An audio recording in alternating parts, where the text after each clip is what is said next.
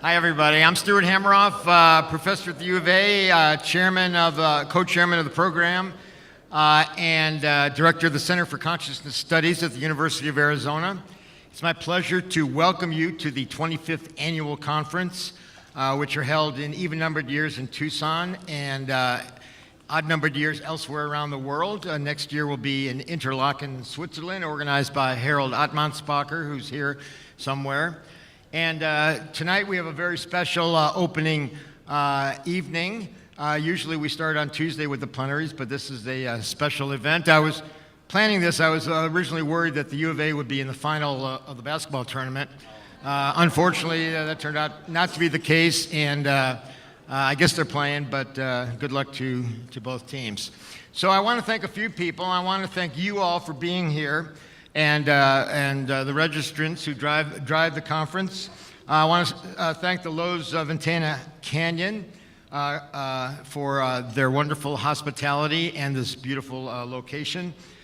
Commotion Studios, our wonderful AV team, have been with us for a number of years, and as you can imagine, it's essential to have great AV when you have a program that's kind of spread out in many rooms at the same time and with a lot of demands. The incomparable Abby Behar Montefiore, who is literally runs this show, and without which the center could not exist and function. The University of Arizona, George Mashur and the University of Michigan Center for Consciousness Science, who's been who's a co-chair and a co-sponsor and a loyal aficionado of consciousness studies.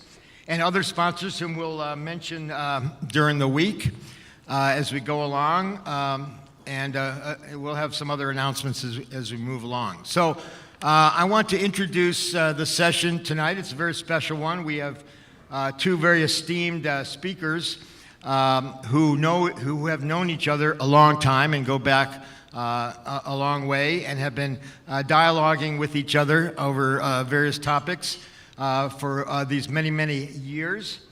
The second speaker that we'll come to is Noam Chomsky, who is now at the U of A, who's moved here from MIT, and it's a great pleasure for us to have him in Tucson as part of the U of A and participating in the conference. And the first speaker, whom I'll introduce, is Jean-Pierre Changeux. Let me first say that our two discussants are two linguistic professors from the U of A, Tom Bever and Massimo Piattelli Palmarini, and they go back a long way with each of these speakers. Massimo was a student of Jean-Pierre back when, and Tom was a student of Noam's back when, and was instrumental in bringing Professor Chomsky to the U of A, so we thank him for that. So without further ado, I'd like to introduce the first speaker, who is very well known in the field of consciousness studies and other areas, Jean-Pierre Changeux at the Institut Pasteur and Collège de France in Paris. And he first became known to me for his characterization of the nicotinic acetylcholine receptor many years ago, a real breakthrough in understanding molecular biology of cognition and brain function. He's done a lot of work in epigenetics and genetics and neuroscience and cognitive science. He's the co-author of what's called the global neuronal workspace theory, which is a prominent theory for how the brain organizes activities related to consciousness. So, and he's a really great guy. So without further ado, I'd like to introduce Jean-Pierre Changeux. Please give him a round of applause.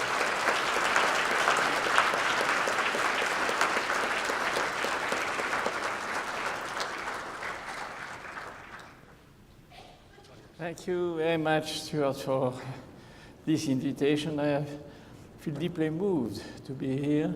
First of all, to have a dialogue with Noam Chomsky, who is really one of the men I have the most admiration, and I have known him for decades. And I want also to thank Stuart for inviting me. Despite the fact that I am French, you know, it's a problem. And he has always been dialoguing with me about microtubules and consciousness and so on and so forth. And Of course, Tom and Massimo are very old friends, and for me it's really a very moving moment to talk with you about some of the recent views I discussed in a paper in Trends in Cognitive Science, but which for some of them are very old. So the issue is that being part of the human brain program that you may know is some kind of competitor of the Brain Initiative in the United States, the aim was to try to modelize the human brain. So this is some kind of scientific utopia, if I may say, and it was mostly led by an old tradition of, I would say, cognition and computerized science, artificial intelligence, and to me there was something missing with simply using algorithm and I may say the flesh to some extent was not there. So I thought about integrating the different levels of organization of the human brain and try to suggest some kind of global view of how the brain is being organized and function, and not only produce, if I may say, cognitive function, and in particular consciousness, but also, of course, language. So since I am not really an expert in language, I will try to suggest a number of, I would say, foundations, which will be further discussed later on. And my hope is that the interaction with Noam is going to be established on the basis of these few concepts I wish to present today. And the first issue is that all of us are concerned by the human brain. And perhaps it's good to re-emphasize the extraordinary complexity of the human brain. About 70 to 80 billion neurons in the cerebral cortex, and about 1 million of billions, which means 10 to the 15 synaptic contacts in the cerebral cortex. So this creates an extraordinary complexity, first of all, simply on numbers, but also the fact that each neuron has its own individuality and established a large number of synapses between 10,000 to even 100,000 with other partners. So it's a huge network made up of pieces which are not identical with each other. Now, this mass of brain tissue, which include glial cell, of course, is further specialized and organized. And just to illustrate this organization that you may already see in this image by Lorrain and Gratiolet from the 18th century, you can see that the most recent studies on the specialization of the cerebral cortex shows a large number of cortical areas, specialized cortical areas, and the number they propose, which is a group of Glasser and colleagues, is about 180 such specialized areas per hemisphere, and they count 97 new ones. This is an estimation of 2016. Now, there is clearly, in the course of humanization, I am going to come back to that, an increase in size and volume of the brain. And according to Professor Herculano-Uzel, she says simply there is an increase in neuronal number, and according to her, the increase of size is strictly explained by the increase of neuron numbers. Yet, there are some issues which are not that easy to understand, And it has been claimed, even if it is debated, that there is a hyperscaling of the frontal white matter.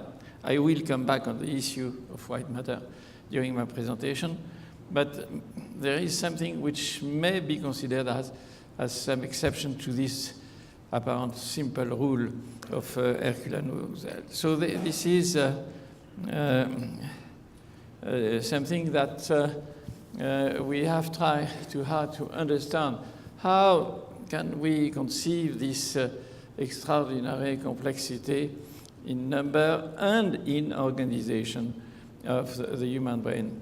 Now, the simple proposal is that, in fact, there are several layers which are superimposed and contribute to the organization of this complexity that we see in the adult, and that, in fact, one reach this adult stage through evolutions. And the idea is that there are several evolutions which are nested within the human brain.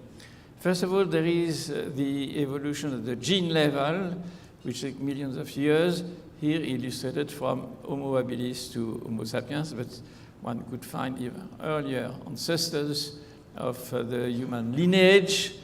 Now, there is here a variability and a selection which is typically Darwinian. Now, you may view the development as another step in the evolution of the human brain. It takes in the human species about 15 years, which is extremely long, and it means that when Homo sapiens was selected in Africa about 300 years ago, it was living about 30 years, and is a unique species in the sense that it is spending half of its life to make its brain. And during this postnatal development, there are, of course, production of synapses, about 10 to the 14 to the 15, which are being progressively made. And there is a mechanism here of selection, which is taking place. I will come back on that, which creates some relationship between the developing brain and its environment, physical, social, and cultural. Now, there is, of course, during this development, some activity which is going on in the brain, and this is taking place during, for instance, psychological time scale, which is about 100 milliseconds or more. And there are also phenomena of selection taking place there. I will discuss that in my presentation. And of course, one should not deny that there is cultural evolution which is taking place. And there are, of course, a relationship which is being established between the developing brain and this cultural environment, which has been accumulated through centuries or thousands of years, and which is then internalized into the human brain.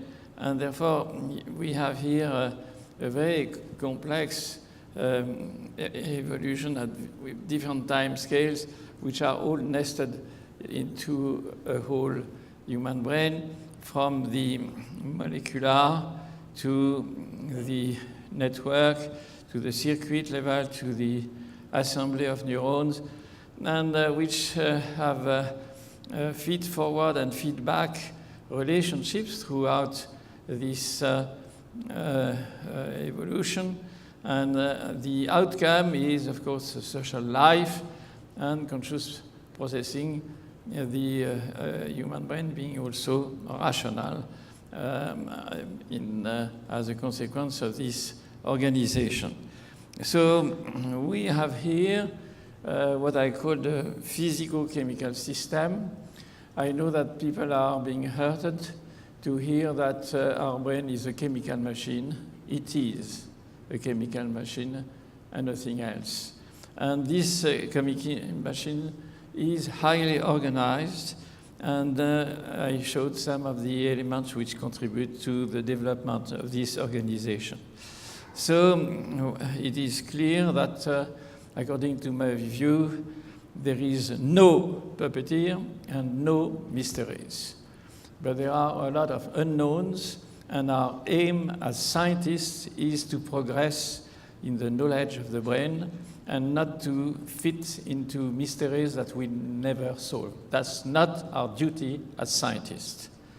And the plan I wish to discuss with you but is based on what I just said. And first, that the human brain is a multi-dimensional computational system, which is very far for all the computer and artificial intelligence system that we are playing with, and that there is an extraordinarily important role which is forgotten by linguists, by social scientists, and many others, which is the molecular level.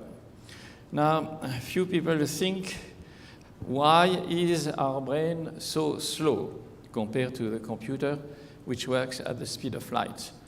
Why is it so slow? Why is our brain working at the speed of sound? And the reason is very simple. It's because there are molecules which are, in fact, constraining the speed of propagation of any kind of signal within our brain. And these elements, which are ion channel, ligand-gated ion channel, have been selected by bacteria. So in our brain, we are functioning with building blocks which have been made millions of years before humans have appeared on the Earth. So the constraint created by the molecular level, to my importance, is absolutely fundamental. And I am not going to accept any discussion about the brain without the consideration of the molecular level. Now, the first thing I wish to present is, of course, the conscious processing level. And I may say that here we have to deal with a very important issue, since when we speak together, we are not sleeping. We are not anesthetized. We are awake, and we are conscious. And therefore, just to omit consciousness from language, to me, is a big mistake. And there should be, therefore, consideration of, in language of what is conscious and what is non-conscious. And there are non-conscious elements in language as conscious one, and our view is to try to distinguish them and to show how they interact. Second point is taken from Noam's issue of merge, and I like his way of saying that merge permits infinite use of finite means. And this is, I think, one of the most important features of the human brain, which make it different from the rat, or the mouse, or even the monkey. And in this condition, there are some long-range connectivity which are involved. I will come back on that. And the selection by reward. And I might say here again, very few linguists are taking into consideration the issue of reward. For instance, why putting three words together have a meaning which give pleasure to the subject, and why putting nonsense displease the subject and has physiological signs on the scalp of the brain. So this is issue of merge is an extremely important issue I try to deal with. Then I may also come back to the issue of the innate genetic envelope for language, and may say that use the word innate to me is meaningless. The issue that there are genes which are, of course, determining the species-specific characters of the human brain is obvious, it's evident. Now the problem is, how do the genes create the phenotype? It's easy to say the language is working like the visual system, or so on and so forth, except that nobody knows exactly how the visual system is going to develop from the genes. So this is really a very critical issue. I am not going to solve that, of course, but just to raise the problem. Now, of course, there is the issue that there is an interaction between the developing organism with the environment. I already mentioned the synapse formation, and I will add the synapse selection, which is, to my opinion, extremely important to the building up of the human brain. And last, I will try to see how one can interlock this level of organization and propose what I may call a minimalist model about the origin of the human brain, which is certainly wrong, but at least, as Buffon was saying, truths come more from error than from confusions. So, hope there is some chance there. So, how can we define consciousness and conscious processing? I said the human brain is conscious, rational, and social. And there are several hierarchical levels within the brain, but I would like to say that these hierarchical levels also apply to conscious processing. I don't like the idea there is one level which is consciousness. I don't think this is meaningful. I will try to distinguish between what I may call the states of vigilance, like wakefulness and sleep. I feel I am awake. I hope you are not yet asleep, maybe at the end of my talk. But this is something which is absolutely basic. Then there is the capacity for subjective experience, and I would call for global interaction of several sensory and cognitive functions. And you are presently in a situation where you exert this capacity. Since you are listening to me, you are looking to the slide, you are in an environment, and you have, of course, in the brain, the memory of your knowledge and experience. So this issue of global integration is something which I will essentially discuss in the next few slides. And in addition to that, and I am not going to further discuss this, there is including in consciousness. I am a reader of Baruch Spinoza, that there is a spontaneous drive to survive. And this is, I think, part of our consciousness and being a minimal form of intentionality and in the non-human species and, of course, in the human species. And then there is, of course, the capacity to interact socially with other agents, with the self and self-other distinction. So I'm not going to further discuss all these features, maybe another time, but I will concentrate essentially on the issue of global integration. So what are the neural architectures for this global integration? First, as I said, I wish to distinguish from the states of wakefulness and sleep. And these are extremely well-known processes. The neuroscience of wakefulness has been studied since Penfield. You have here his face, and Jasper, and May said that in the neuroscience, to my opinion, the impact of the Canadian studies, because perhaps they are Canadian, on the neuroscience has been under-evaluated to my knowledge. I think they are as basic founders of the neuroscience as Ramon y Cajal was. And in fact, they indeed propose some adequate mechanism for the states of wakefulness together with Hobson, Paris-Jones, and Jouvet, with the Pontine ascending reticular activating system. And of course, to that, there are the thalamocortical relationship established by Linas and Paré and Linas and Steriad, which are contributing to this state of wakefulness.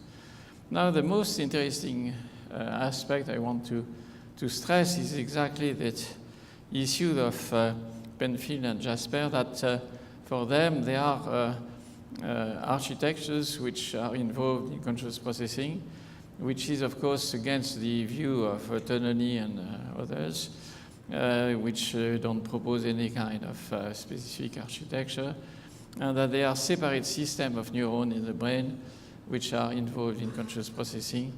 And they are with characteristic physiological and pharmacological properties to the extent that, for instance, Christoph Koch said, if, I quote, if a single neurotransmitter is critical for consciousness, then it must be acetylcholine, which is true, but which means that there is something specific in these architectures, both structurally and pharmacologically. Now, there is this well-known global workspace from Bars, and according to which there is a space, a common physical space for data sharing and for broadcasting information which is coming in or out by non-conscious professors. So I read for my course the excellent book of Bars and realized that there was no acceptable neural basis for this global neuronal workspace. So together with Stanislas Dehaene, we decided to try to find a way to find neural basis for this physical workspace where you may have, as I said, an integration between brain areas into a single physical space in the brain. How to link different areas of the brain? Well, the simplest way, I always like simple ideas, is to look for Ramon y Cajal, who already showed that there are pyramidal cells with long-range axons, and which, as you see, can interconnect even from prefrontal to posterior cortical areas, and were also found by Desjardins to be extremely abundant as white matter fascicles in the brain. This was from dissection, and this has been fully confirmed by all the brain imaging studies which has been done by various groups.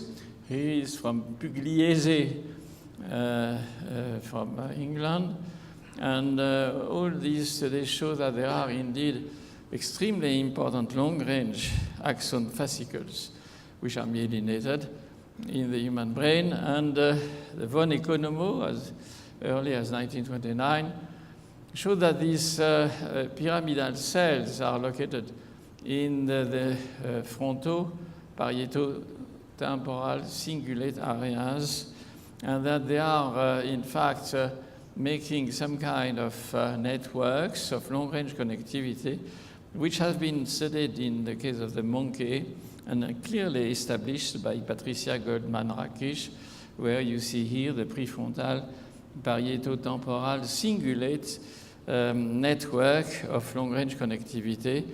And this is also in agreement with the last work of Kennedy and Van Essen, 2013, where they find that there is a special network where you have this clustering of long-range connectivity. Thus, the model we propose with Stanislas in 1998, we are celebrating the 20th anniversary of this global neuronal workspace, where we propose that, in fact, there are indeed these processors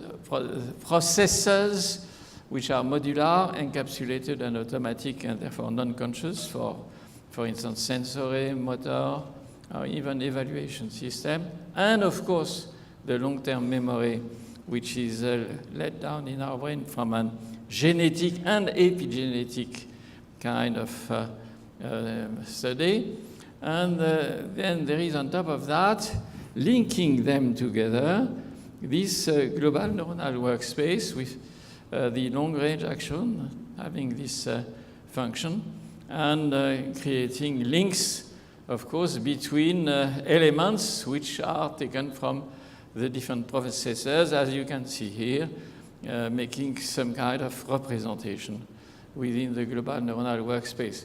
And this would broadcast signals to multiple areas, yielding subjective experience of being conscious.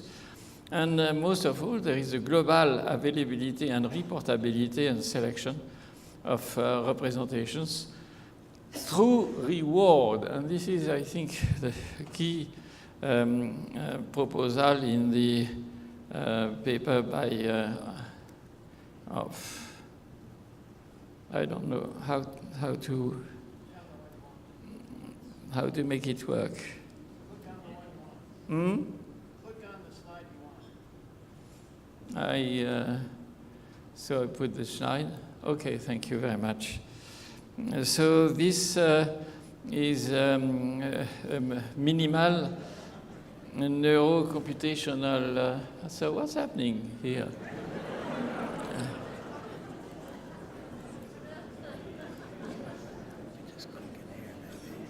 No, but this. Okay. Thank you very much. So so there is a really interesting aspect. Okay. There is no, I don't. I want to have the full screen. A very interesting aspect of the. This is, you know, this is artificial intelligence. But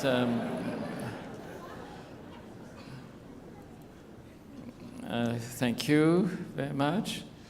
And this include a very important aspect, which is also becoming very popular now, but also sometimes forgotten from the some disciplines, which is the occurrence of a spontaneous activity in the brain. And when I talk about the genesis of representation in the global workspace, of course, this is due to the spontaneous activity which is existing there. Now, there are some good physico-chemical mechanisms for the oscillation which are taking place. And you can see here an image of, by Reichel, of what he called the default network. I don't like the word, but which is merde.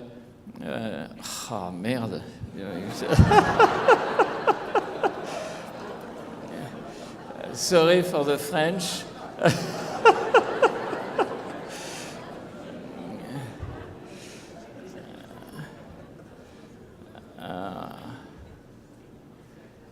Okay. This is it. Thank you very much. Okay, it's coming spontaneously now.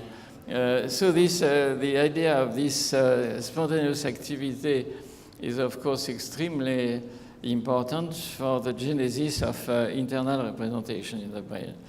So to test the model, we use two tasks, because we don't want to do kind of theoretical work without having a task to try to simulate and see whether it gives an account for the task itself. So this is a very classical task, which is called the Stroop Task, where you ask somebody, please read this and tell me what is the color of this ink of this word. You say yellow. No, it's not yellow. It's red. Here, black. No, it's not black. It's blue. So there is a task like you can do, and you make mistakes usually, because the interesting is that the word itself comes first, and then you have to correct to give the color of the ink.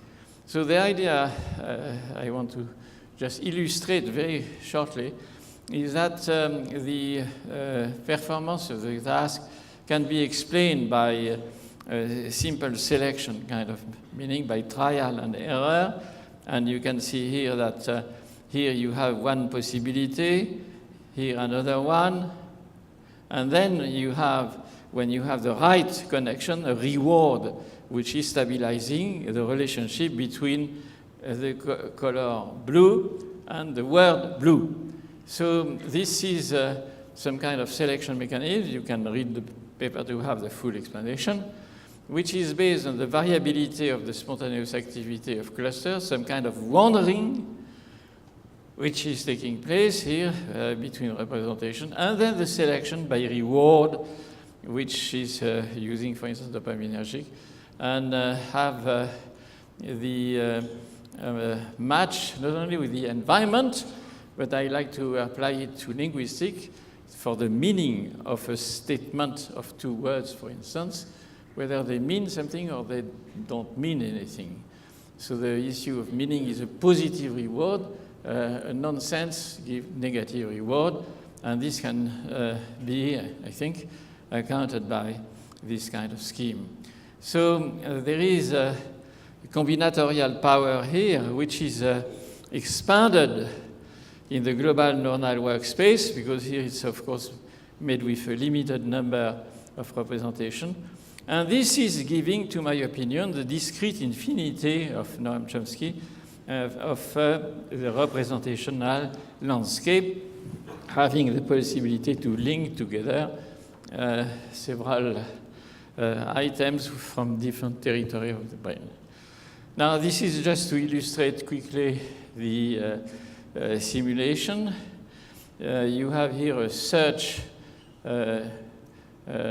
time for trial and error in the global workspace, then execution, there is no activation, and then routinization. And you can see that there is indeed, during this stage, activation of the global neuronal workspace, fronto-parieto-cingulate network, which is taking place. Now, you also very know that lesion of the prefrontal cortex alter the Stroop task. And this is well established, even a test for a lesion of the prefrontal cortex. Now, a second task, to be short on that, which is a masking task, very simple. Here you show to the subject this list of slides, and then there is in one of them the word lion. And here is mask. If you have no mask, you ask the subject, he said, oh, I read lion. If you put the word note between the two masks, you ask the subject, have you seen something? He said, no. So there is a masking which is taking place, but yet the word note has been internalized. The word note has been internalized, and we can test that by priming on a second task after this task has been achieved. Whatever, the idea is that you have a way to compare conscious versus non-conscious processing, and you can see here that during conscious processing, this is from the work of Stanislas, there is an activation of the prefrontal cortex and the I would say the global neuronal workspace, while in the non-conscious one, it does not. So there is some kind of physical way of following conscious versus non-conscious processing. And if you look at the same task in a more sophisticated manner, you can follow here at the level of the prefrontal cortex in red the EEG from the word being perceived, and red, and in blue, the non-red, non-conscious item. So you can see that you can distinguish conscious versus non-conscious processing in the prefrontal cortex, and in the middle temporal, you don't see the difference. And this is what we have called, together with Stanislas, the ignition process, which is due to this P300 wave, and then self-sustained kind of activity. And very interestingly, this has been recently confirmed in a paper published in Science last week, where you can see exactly the same kind of response in the ignition process. So we have, we think, an electrophysiological signature of the conscious versus non-conscious processing. So it's a physical thing that one can follow, and of course during the language processing. So just to close on this, I want to say that the notion of global workspace, which give rise to infinite means from finite means, thanks to the size of the global workspace and the huge combinatorial aspect that it creates in the brain between different areas, one could have a lot of possibilities to progress in linguistics. And I am just taking here the reference to Fauconnier about what he calls cognitive blending, and therefore not only have a relationship between words in the proposition, but also to combine frames, common pattern in creative environment, in the art science, even humor. So the conclusion of that is that I am convinced that the size of the global neuronal workspace, and therefore for the size of this long-range connectivity network, increase for language components, and of course might contribute through the reward system to merge and to blending, etc. So this is what I may say, and this is very superficial. I wish to apologize for that, about conscious processing. Now I am blocked. What should I do?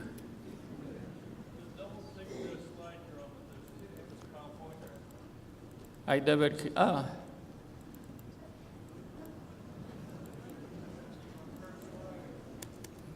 Press this button. Okay. Thank you very much. Thank you for your. So now I am going to the gene level. And this is, of course, an issue that Noam has developed, and many other linguists have referred to as the innate capacities of the human brain. Just to illustrate here the issue of the increase of size of the human brain from the Australopithecus up to Homo sapiens.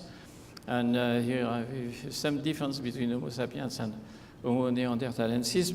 It's about a doubling, but the most interesting thing is the recent paper of Hublin, who has analyzed in detail the remnants from Homo erectus and Homo sapiens.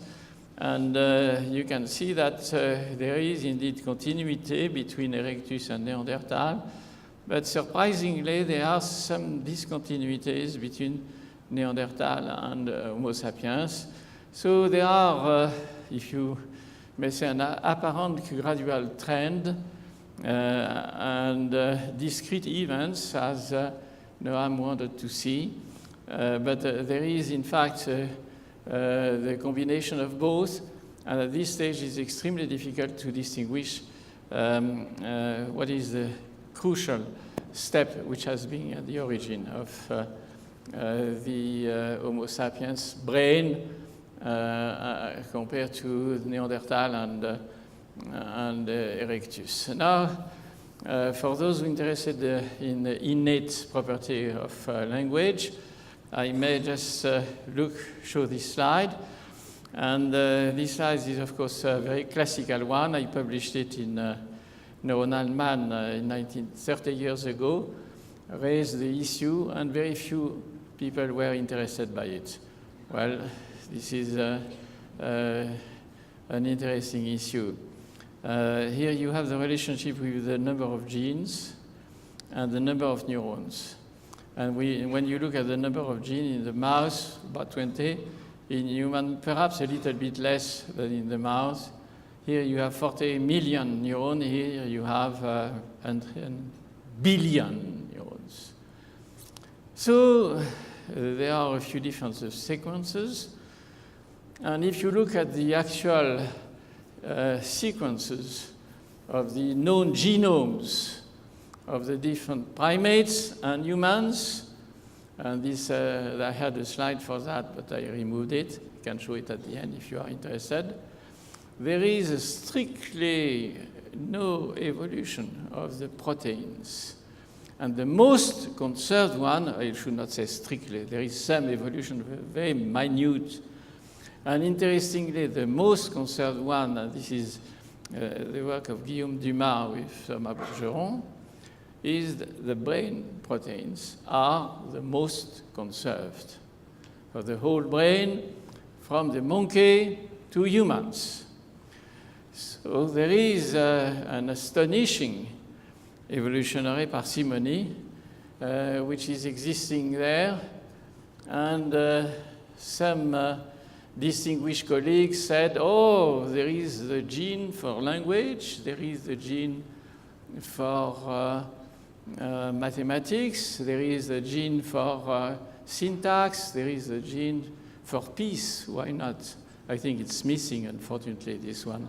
But there is some kind of fantasy about the relationship between gene and phenotype. And the clear answer from what I just said is that there is not a single relationship between gene and phenotype. The one gene, one enzyme, one phenotype does not hold for the brain, except for a few diseases, which are dominant disease, monogenic disease, like Huntington or phenylketonuria. Or for mental disease, there is clearly this relation does not hold. So I use two examples.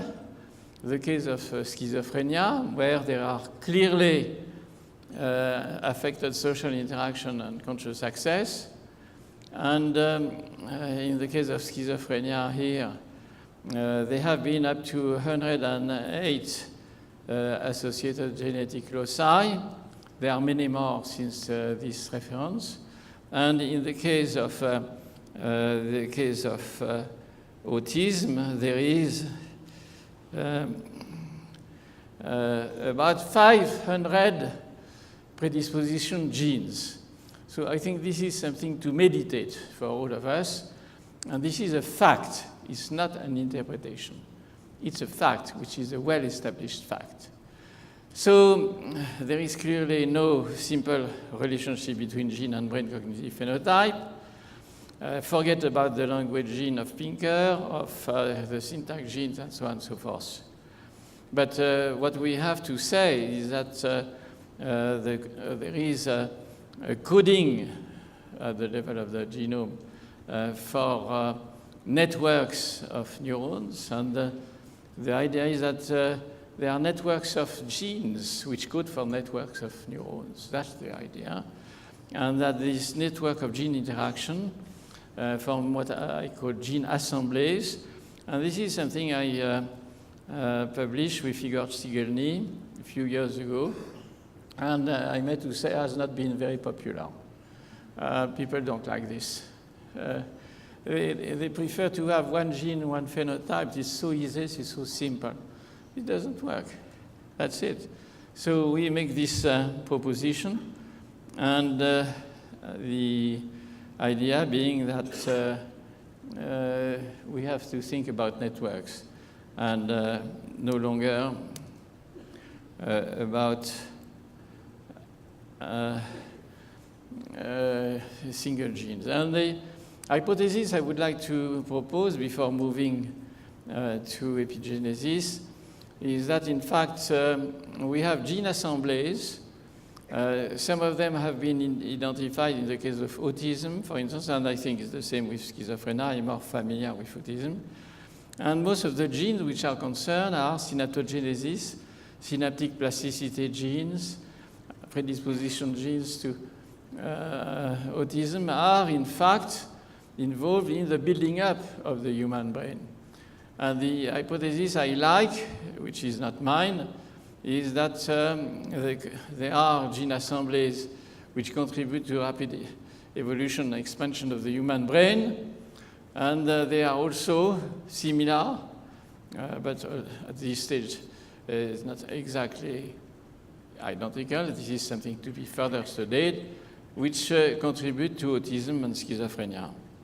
So the idea which I like is that there is a genomic trade-off, and that the same genes that drive us mad, they exist, alas, made us human. So this is an interesting statement. And in fact, this is also perhaps a reason why these mental diseases have been preserved through evolution, and that there is indeed schizophrenia and autism which are associated with, in fact, the development of the human brain and immunization, things to be confirmed, of course, and further discussed. Now, the last step I wish to talk about, which is, of course, of important interest, is the synaptogenesis, which is unique to the nervous system, and the selective stabilization of synapses. I already introduced the issue that to say that there is a relationship between gene and phenotype is not conceivable, that there are many intermediary steps in this view of hierarchical view of the brain.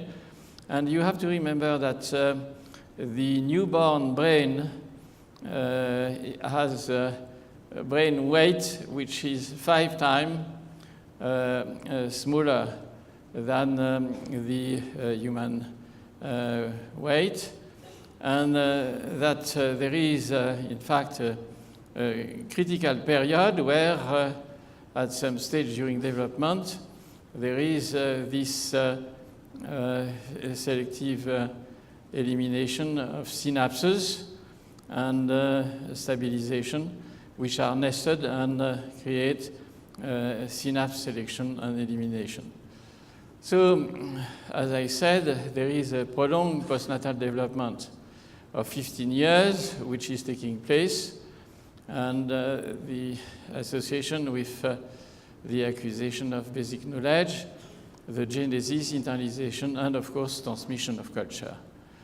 There are molecular mechanisms which are involved in the synapse selection process, as you can see here, like GABA inhibition, neurotrophic factors, and so on and so forth. And the interesting aspect of the epigenesis is that there is a variability theorem, in the sense that different learning inputs may produce different connective organization and neuronal functional abilities, but the same behavioral abilities. So there is indeed a considerable variability between human individuals, which we have to deal with when we talk about the relationship between what is called the genetic endowment and the phenotype. And here I took from Frederici and Chomsky some brain imaging for Chinese, for English, and for German. And you can see that they are different. And even more, the case of the lesion in the brain, which were discovered by Desjardins, which give alexia without agraphia, which mean that there are, in fact, networks which are involved selectively in writing and reading, and which have been indeed established through the interaction between the developing organism and the external world, the socio-cultural environment. And you can see here that the connectivity of the brain is very different in the case of literate versus illiterate, and this has been confirmed recently by Stanislas. So we say that reading and writing are epigenetic appropriation of developing neuronal circuits, which are, as I said, epigenetics in the sense that they are not determined by the genes present in our genome, but under the control of these genes. Now I close on the issue of interlocking between epigenesis and long-range connectivity, and just want to say that we have to consider altogether the genetic endowment, all the steps in between, networks and so on, and at the level of the connectivity, the epigenesis of the connectivity. And this is my concluding slides. And what I want to say is that there is, in fact, an interaction between the genes and the epigenesis. And I take 2 or 3 examples to say that we need epigenesis for global integration.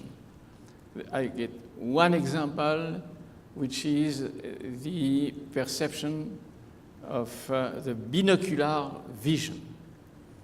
We have 2 eyes which are developing independently, one from the other. And there are no chance, or very little chance, that genetically we are able to make one common element which perceive the world in a unitary fashion.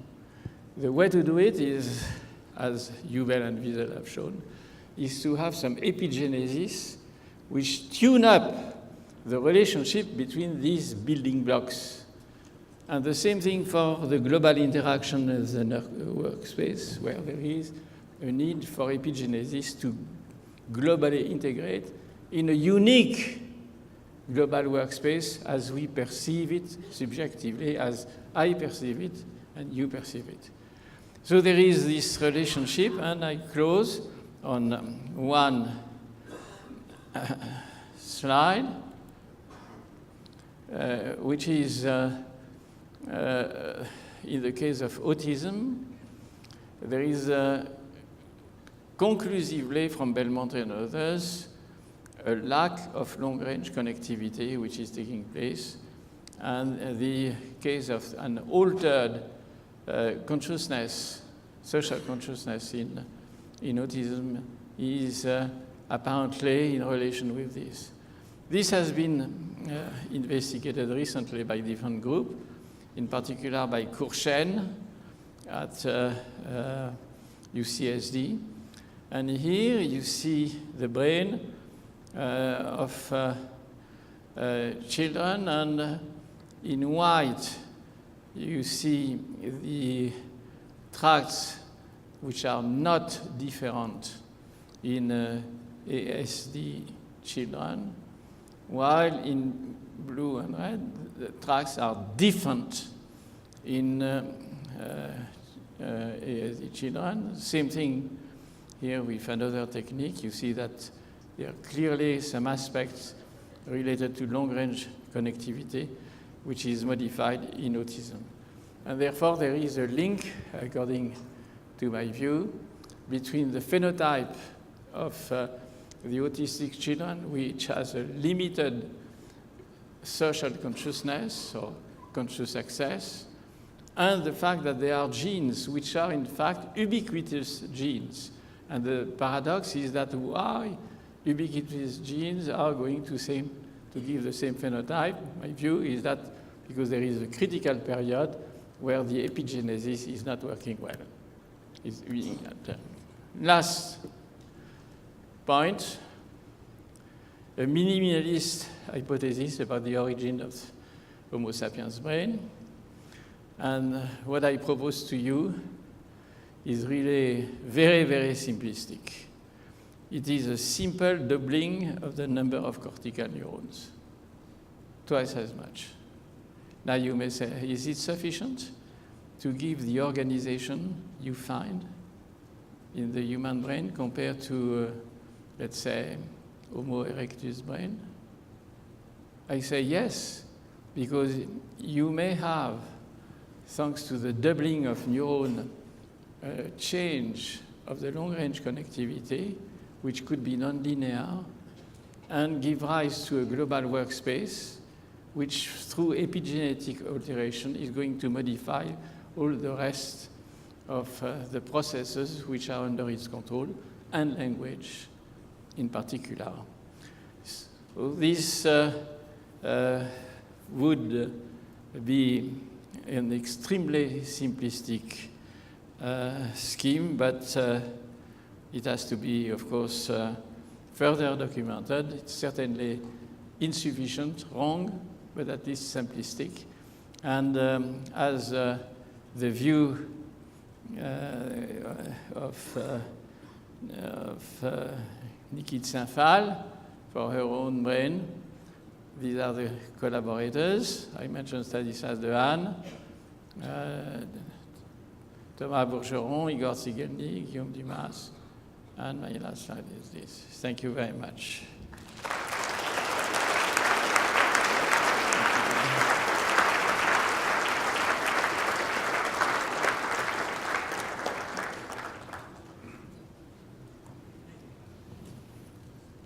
That's great, thanks. So we'll have Noam, and then we'll bring you back for questions. Whatever, I stay there.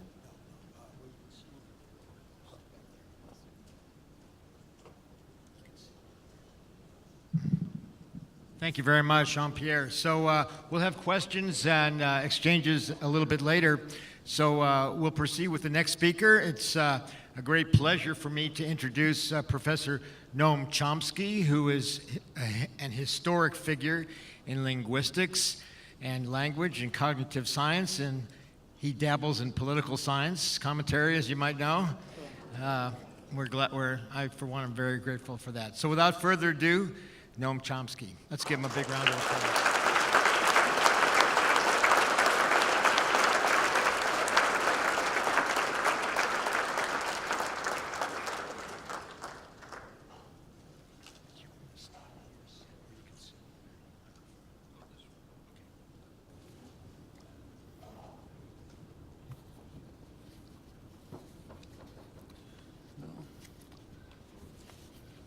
I'll assume there's an audience there. Can't see anyone because of the lights, but so if you want to leave, I won't notice.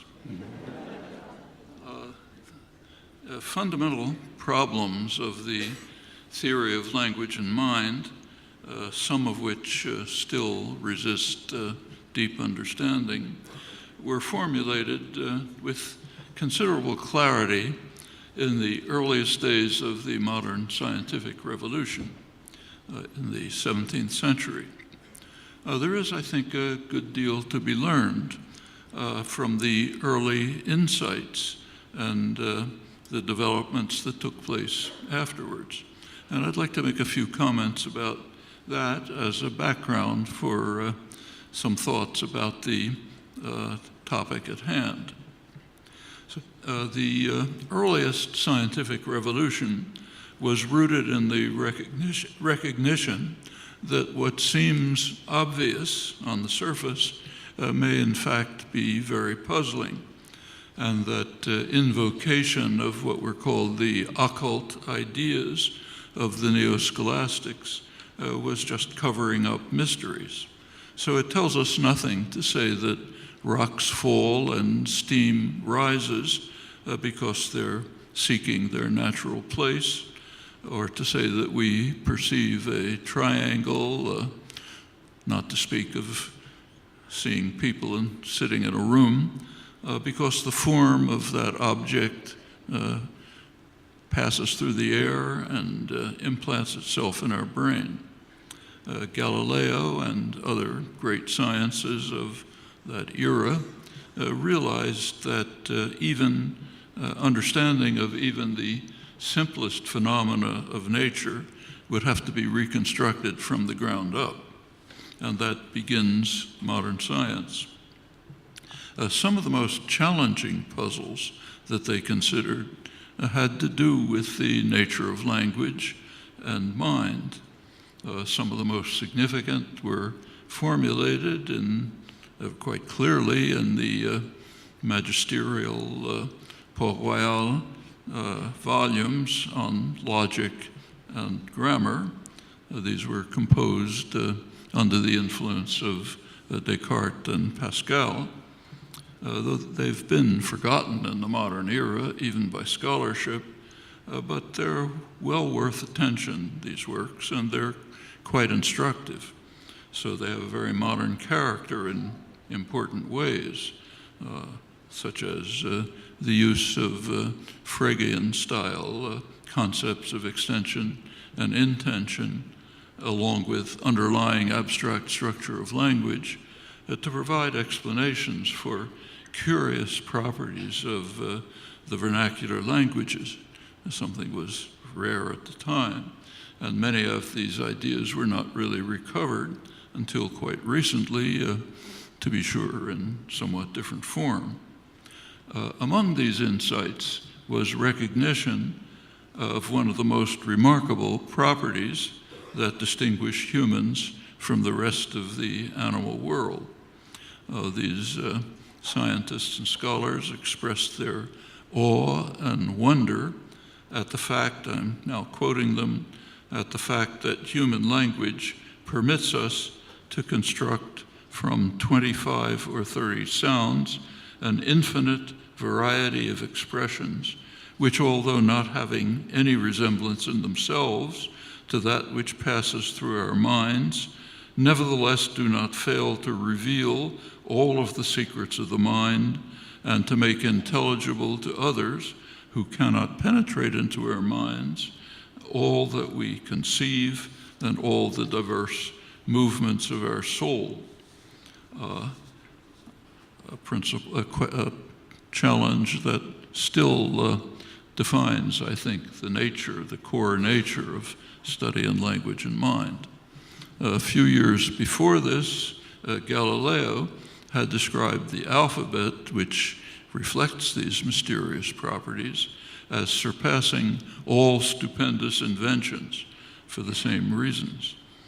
Since he seems to have been the first to have formulated this crucial insight, I've sometimes called this the Galilean challenge, a challenge that captures, I think, the essential core of the inquiry into language and mind quite generally. This uniquely human capacity provided Descartes with a primary reason for his postulating a thinking substance, a second substance, a kind of creative principle alongside of the material world. Descartes thought that he could account for properties of the material world in terms of what was called the mechanical philosophy, mechanical science, the ideas that were the foundation of the scientific revolution. That's the conception of the world as a complex machine, a much more complex and intricate version of the artifacts that entranced Europeans at the time, constructed by highly skilled artisans. But these ideas, the mechanical philosophy, Descartes argued quite plausibly, fell short of accommodating the human language capacity, the capacity that enables us to construct new thoughts without bound, to use them in ways that evoke similar thoughts in others, and doing so in ways that are appropriate to situations but are not caused by them. Crucial distinction. So as in Cartesian terminology, we may be incited or inclined to act in certain ways, to formulate our thoughts in certain ways, but we are not compelled to do so. We can, and constantly do, innovate in creative ways without finite limit, capacities that lie beyond mechanism. Well, as well known, the Cartesian project was undermined shortly after by Newton's discoveries. Newton showed that the mechanical model of the universe is fatally flawed. To account for the simplest properties of the physical world, Newton showed it is necessary to depart radically from the mechanical philosophy. That's from the idea that the world is a machine. Newton himself regarded that as an absurdity that no serious scientist could entertain, and through the rest of his life he tried to overcome it completely in vain. Over the years, the absurdity became scientific common sense, and the project that guided early modern science was simply abandoned, science from Galileo through Newton, namely the project of trying to seek a world that would be intelligible to us. The goals of science were tacitly reduced to the more limited search for theories that are intelligible to us, as Newton's in fact was. Theory was intelligible, the world wasn't. In the course of this development, Cartesian dualism fell by the wayside, but not in ways that are always appreciated. So in modern discussion, the Cartesian dualist notions are sometimes ridiculed as postulating a ghost in the machine, but it's often not recognized that Newton exorcised the machine. He left the ghost completely intact. That was understood at once by leading figures of the day, notably by John Locke and David Hume. Locke concluded, quite reasonably, that we must assume that thinking is a property of organized matter, whatever matter turns out to be. And the task of the science of mind, therefore, becomes much like that of post-Newtonian chemistry. It was summarized well, 18th century, by chemist Joseph Black, who recommended, I'm quoting him, that chemical affinity be received as a first principle, which we cannot explain any more than Newton could explain gravitation, and let us defer accounting for the laws of affinity till we have established such a body of doctrine as Newton has established concerning the laws of gravitation. That course is what was actually followed. Chemistry developed a rich body of doctrine. Its triumphs were built on no reductionist foundation, but they were rather achieved in isolation from the newly emerging science of physics, quoting historian of chemistry Arnold Thackeray. Similarly, the 18th century science of mind sought to create a body of doctrine concerning mental processes. It culminated in the work of chemist, philosopher Joseph Priestley toward the end of the century, based on the recognition, as he put it, that properties termed mental reduce to the organical structure of the brain. Several years later, Darwin, in his notes, simply said that we have to think of thought as some kind of secretion of the brain. And the general conclusion seems inescapable after the collapse of the mechanical philosophy that provided the foundations for early modern science, Galileo through Newton and somewhat beyond. So the goal then is to develop a body of doctrine about mental life alongside the brain sciences, anticipating eventual unification of these two paths, but in ways that might turn out to be quite surprising if indeed they occur at all, which is not certain. It's of some interest that the intellectual history and thinking about these issues from John Locke through Darwin, that's mostly been forgotten, and it's only right now being rediscovered.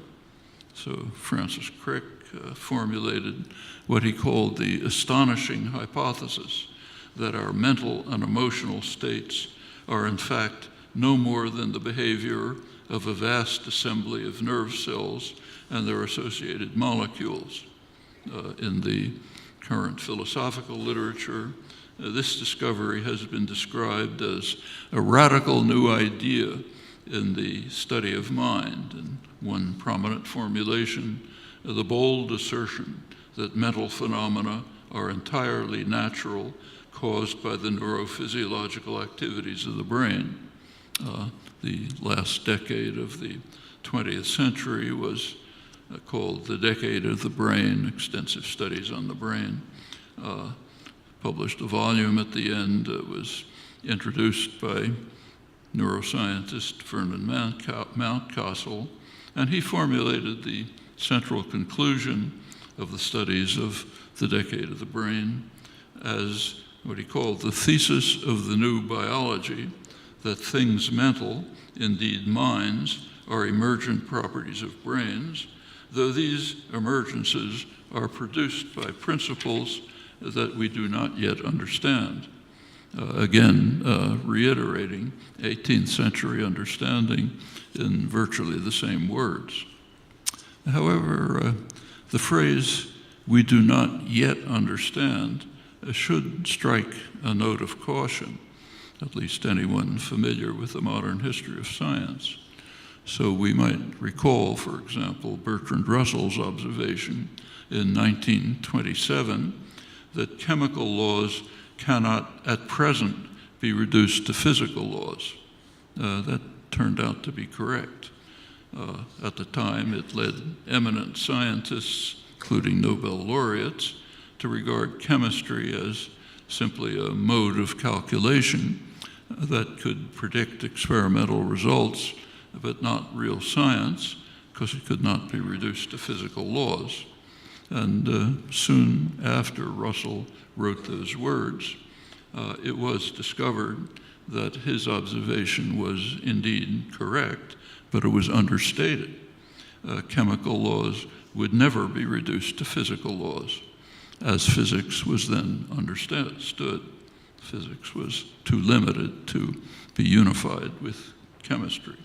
Physics, roughly at that time, was undergoing radical changes with the quantum theoretic revolution, and the new and radically different physics was indeed unified with a virtually unchanged chemistry. But there was never a reduction in the anticipated sense. And I think there may be some lessons here for neuroscience and philosophy of mind. Contemporary neuroscience is nowhere near as well established as physics was a century ago. Unification may take place, but that might require a radical rethinking of the brain sciences, as happened indeed with physics. Well, language provides fertile territory for developing a body of doctrine about the workings of mind for many reasons. One is that language capacity is a true species property. It's invariant among human groups, and there's nothing similar in essentials among other organisms. And the capacity has long been recognized to be at the core of human creativity and intellectual achievement. And since language is a system of discrete infinity, central aspects are amenable to inquiry within the framework of the theory of computation established on firm grounds by Alan Turing, other mid-century mathematicians, 20th century mathematicians. And in recent years, there's been quite considerable progress in revealing the means that enter into the generation of internal thought and its outward expression. But there are some caveats that should be borne in mind. the free and creative use of these means, what particularly intrigued the founders of modern science, that remains a mystery. And it's not just true of language, but of voluntary action generally. Interesting study of the state of the art in the neurosciences, study of the neurosciences of voluntary action, recent review article by two of the leading researchers in this area, Emilio Bizzi, Robert Jamian, and as they put it, in their words, fancifully, there has been progress in understanding the puppet and the strings, but the puppeteer remains elusive. So infinite use of finite means, actually, Wilhelm von Humboldt's phrase, is something we can partially study, namely the nature of the means and how they work and their unbounded nature. But the ways in which they're used in creative, innovative, appropriate fashion, that still remains a topic not amenable to inquiry right now, at least. Well, keeping to the elements of the challenge, the Galilean challenge, that are amenable to inquiry, the primary goal is to discover the computational mechanisms that enable us to construct an infinity of expressions from a finite number of symbols, expressions that, in the words of the early scientific revolution, expressions that reveal all the secrets of the mind and that can be used, and sometimes are used, to making the workings of our mind intelligible to others. That's paraphrasing the traditional Galilean challenge. In contemporary terminology, the theory of available mechanisms yielded by our genetic endowment is called universal grammar, UG for short, that adapts a traditional term to a different biological framework. Each particular language is an instantiation of UG, much in the way as each person's visual system is an instantiation of the general system of human vision. We seek UG principles that are as simple as possible for a number of reasons. One reason is just general scientific, in fact, general rational inquiry. Simplicity yields explanatory force, and we're seeking explanation. In part, the search is motivated by a Galilean precept which has proven to be remarkably productive, namely Galileo's insistence that nature is simple and that it is the task of the scientist to reveal the fact, whether studying falling bodies, the flight of birds, the workings of the mind in our case. There are, in addition to these general reasons, which hold for all the sciences, there are special reasons to expect that UG will turn out to be a very simple system. There isn't a lot known about the evolution of cognitive systems, but in the case of language, it's reasonably clear that UG was established in a brief window of evolutionary time. So it's now known that human groups began to separate. This is known through genomic analysis. Human groups began to separate only a few tens of thousands of years after anatomically modern humans appeared, roughly on the order of 150,000 years ago. The human groups share the language faculty. There's no significant evidence of any symbolic behavior, let alone linguistic behavior, before the emergence of modern humans. Hence, it's reasonable to suppose that UG emerged in a period that's actually a flick of an eye in evolutionary terms. Hence, it should be expected to be based on simple mechanisms, the kind of mechanisms that nature would choose as soon as it establishes the property of discrete infinity in the construction of thought. There's interesting work in the computer sciences by Marvin Minsky, one of the founders of artificial intelligence, that bears on this question. Minsky and his students investigated the simplest Turing machines, the ones with the fewest states and symbols. And he discovered that the ones that did not just terminate or go into an infinite loop, hence be useless, all of the ones that pass through beyond these constraints actually produced the successor function. That led him to conclude that nature would select these in the course of evolution. And in fact, it turns out that human language may be such a recursive function in essence. The simplest recursive operation, what's called merge in current work, takes two objects already generated, forms a new one, without modifying either, or without adding new properties. So it's essentially a binary set formation.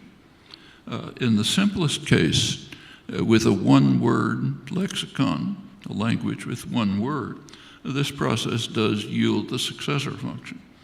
And recent work has shown that merge alone accounts for quite deep and puzzling properties of natural language. So, for example, a merge-based computation of linguistic expressions invariably observes the condition that's called structure dependence. That is, the computations that yield our thoughts, that is, the semantic interpretation of expressions. These computations ignore the simplest and easily computable property of linear distance. They keep instead to the much more complex notion of structural distance. So illustrate with a very simple example. Just consider the sentence, birds that fly instinctively swim. If you think about it for a minute, you see that it's ambiguous. Could mean fly instinctively or swim instinctively. Well, suppose we put the adverb instinctively in the front. We prepose it. That gives us instinctively birds that fly swim. The sentence is now unambiguous.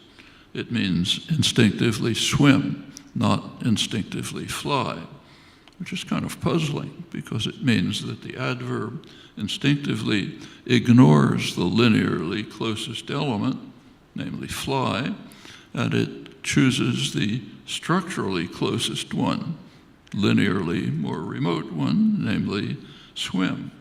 So the mind, the computations of the mind, automatically adopt the complex search program that requires examination of structure and ignores the simpler search program that uses only linear order. That property of structure dependence holds for all constructions in all languages. It was not even noticed until the Galilean challenge was explicitly addressed in the mid-20th century. One of those cases where things that seem obvious, as soon as you looked at them carefully, showed themselves to be quite puzzling. And it was recognized to be quite puzzling indeed. So why should the mind avoid the simple computation in terms of linear order? There's an answer. The answer seems to be that language structure is as simple as possible. That is, it keeps to merge the simplest computational operation, which in fact imposes no order. So linear order is simply not available to the computational system that generates our thought. Hence, of course, it's never used. If you think about it, structure dependence is a property, in fact, one of the many properties of language that indicate that language is basically a system of thought.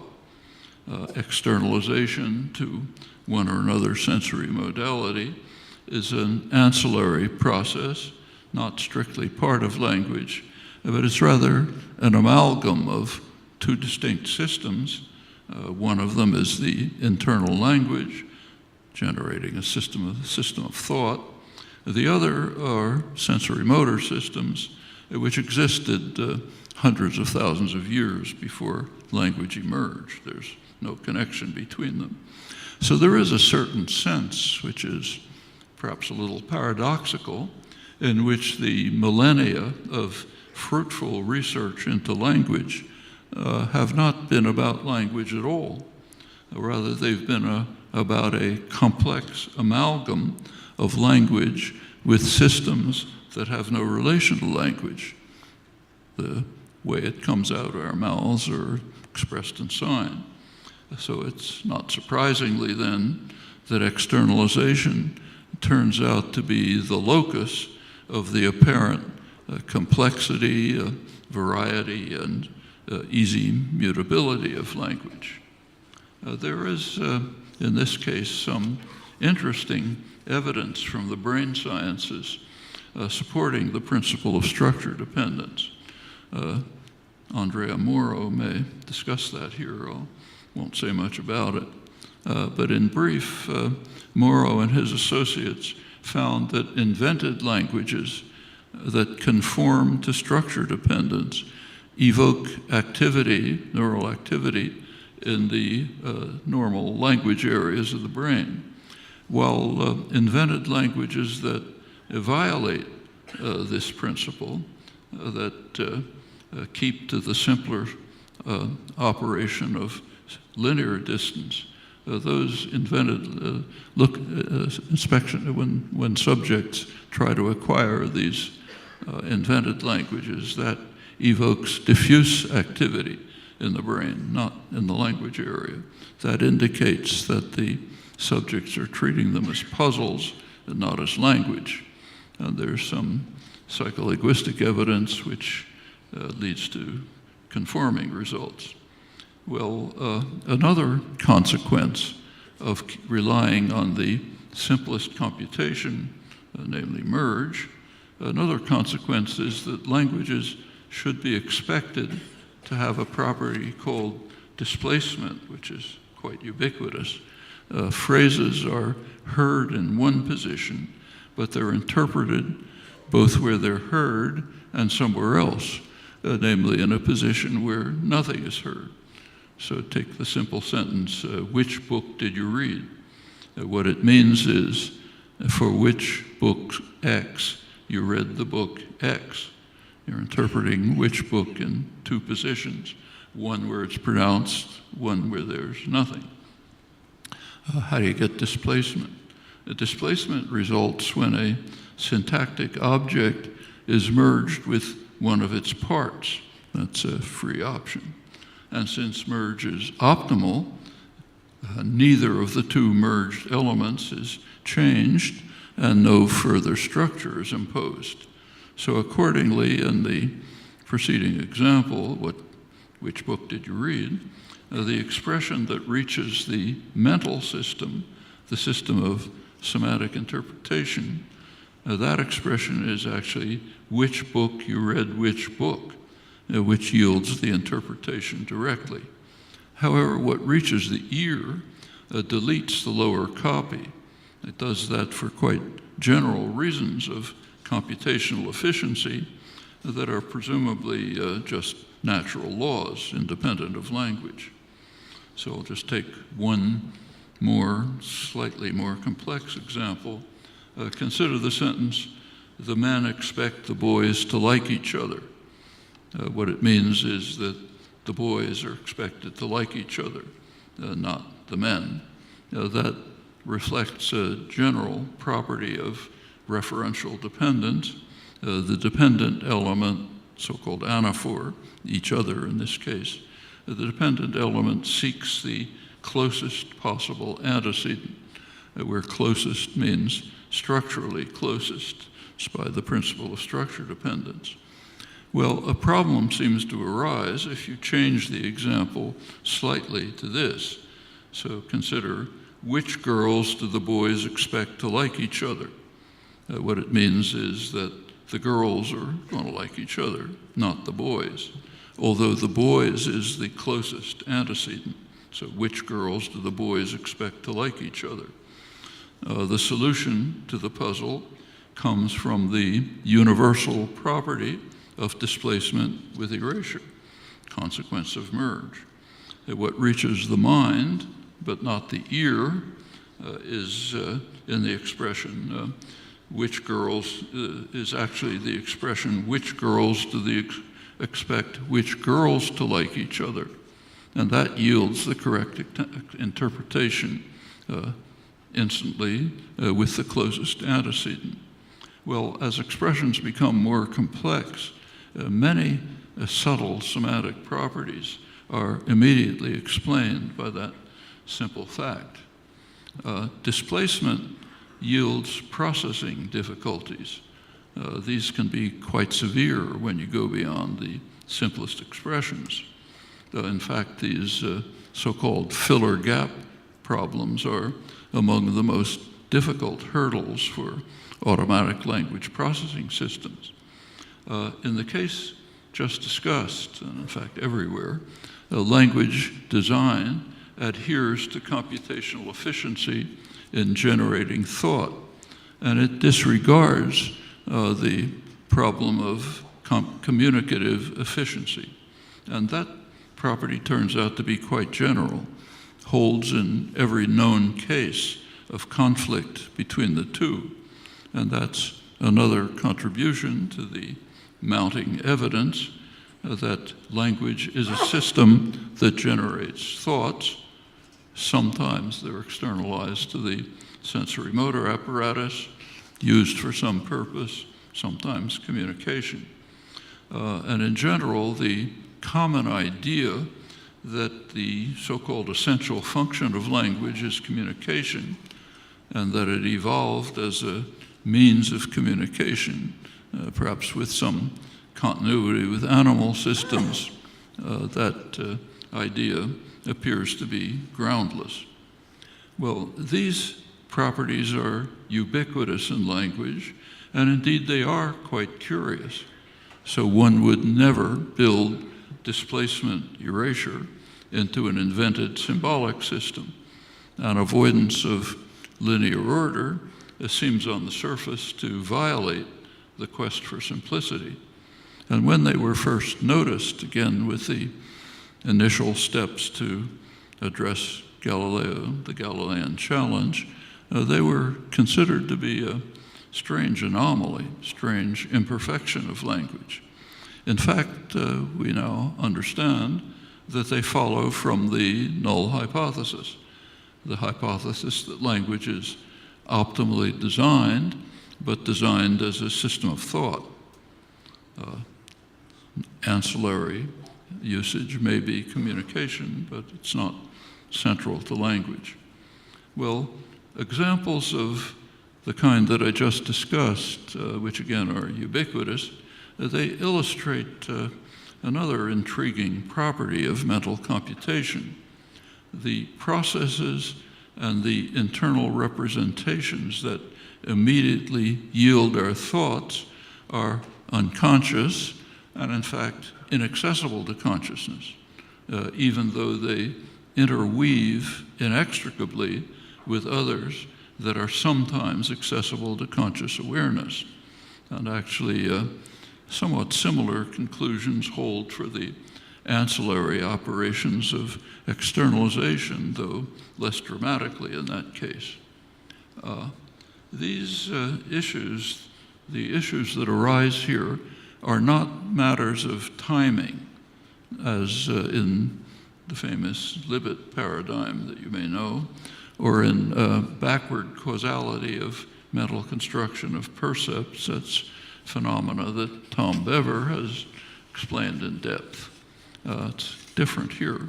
Here it seems that the mental computations and the representations that enter most directly into our thoughts are inaccessible to consciousness. And in fact, the same conclusions hold for what's called inner speech, inner thought and language, talking to ourselves, something we do constantly. The linguistic material that reaches awareness in inner speech is not what reaches the mind, yielding semantically interpreted thoughts. Rather, it's the output of the ancillary property of externalization. So when we talk to ourselves internally, we can ask whether the expressions rhyme or how many syllables they have. That's a property of the sensory motor externalization.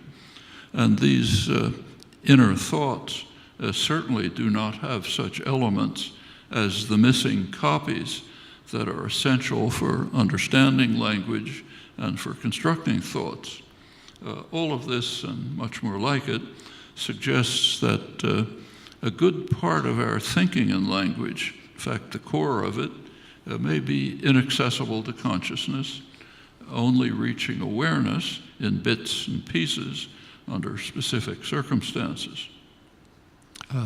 Looking back a couple of centuries, turns out that the whole topic of consciousness, problems of consciousness, is fairly recent concern.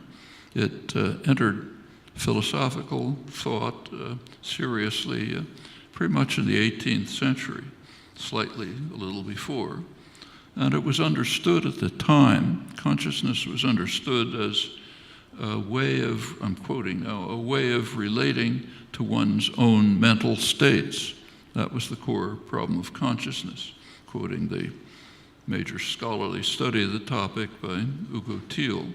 It was, as he says, an inner-directed sense of consciousness that dominated 18th century discussions in Britain and on the continent.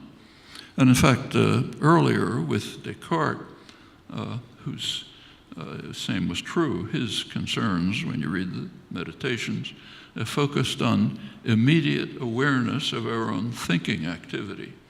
But we now know that the whole framework was somewhat misleading. Insofar as our thinking and language is accessible to us, it's not strictly language. Rather, it's the amalgam, again, of language with language-independent sensory systems. Our actual thinking of language, the mechanisms that construct it, the representations involved, all of this lies beyond conscious access. So the early study, understanding consciousness as a way of relating to one's own mental states, couldn't work. The conclusions that we reach along these lines are consistent with ordinary experience and with careful introspection, and things that could be investigated more systematically.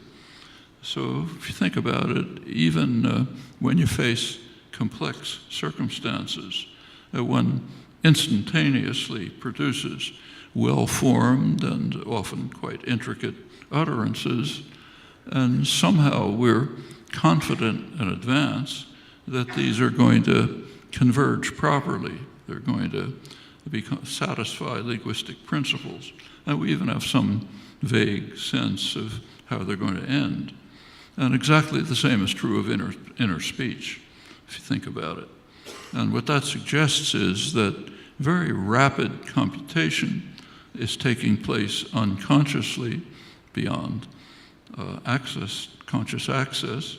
And what it does is it yields instantaneously the linguistically formulated thought that's sometimes then submitted to externalization. This internal, inaccessible mental computation very likely involves massive parallel processing, considering the time available, the nature of the computations.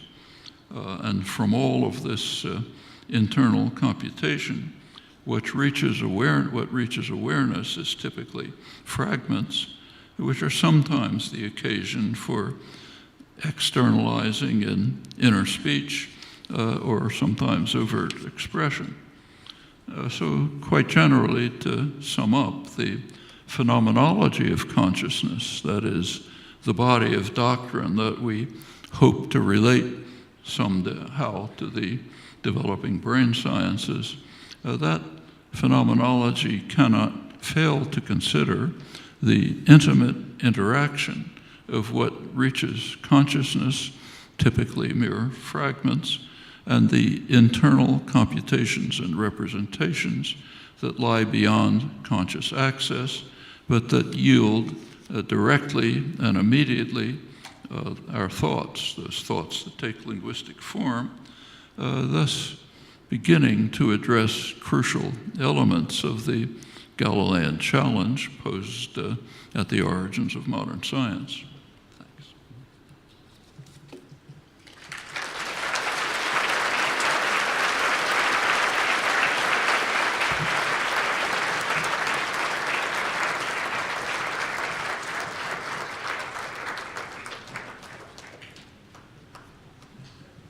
All right, would Tom and Massimo come on up, please? Thank you both. That was excellent. We're going to have Massimo Piattelli Palmarini and Tom Bever, both linguistics professor at the U of A, who worked with these gentlemen previously. Engage in a little bit discussion and commentary. Get out of the way here. The rest of the conference is more gender neutral, I should say. And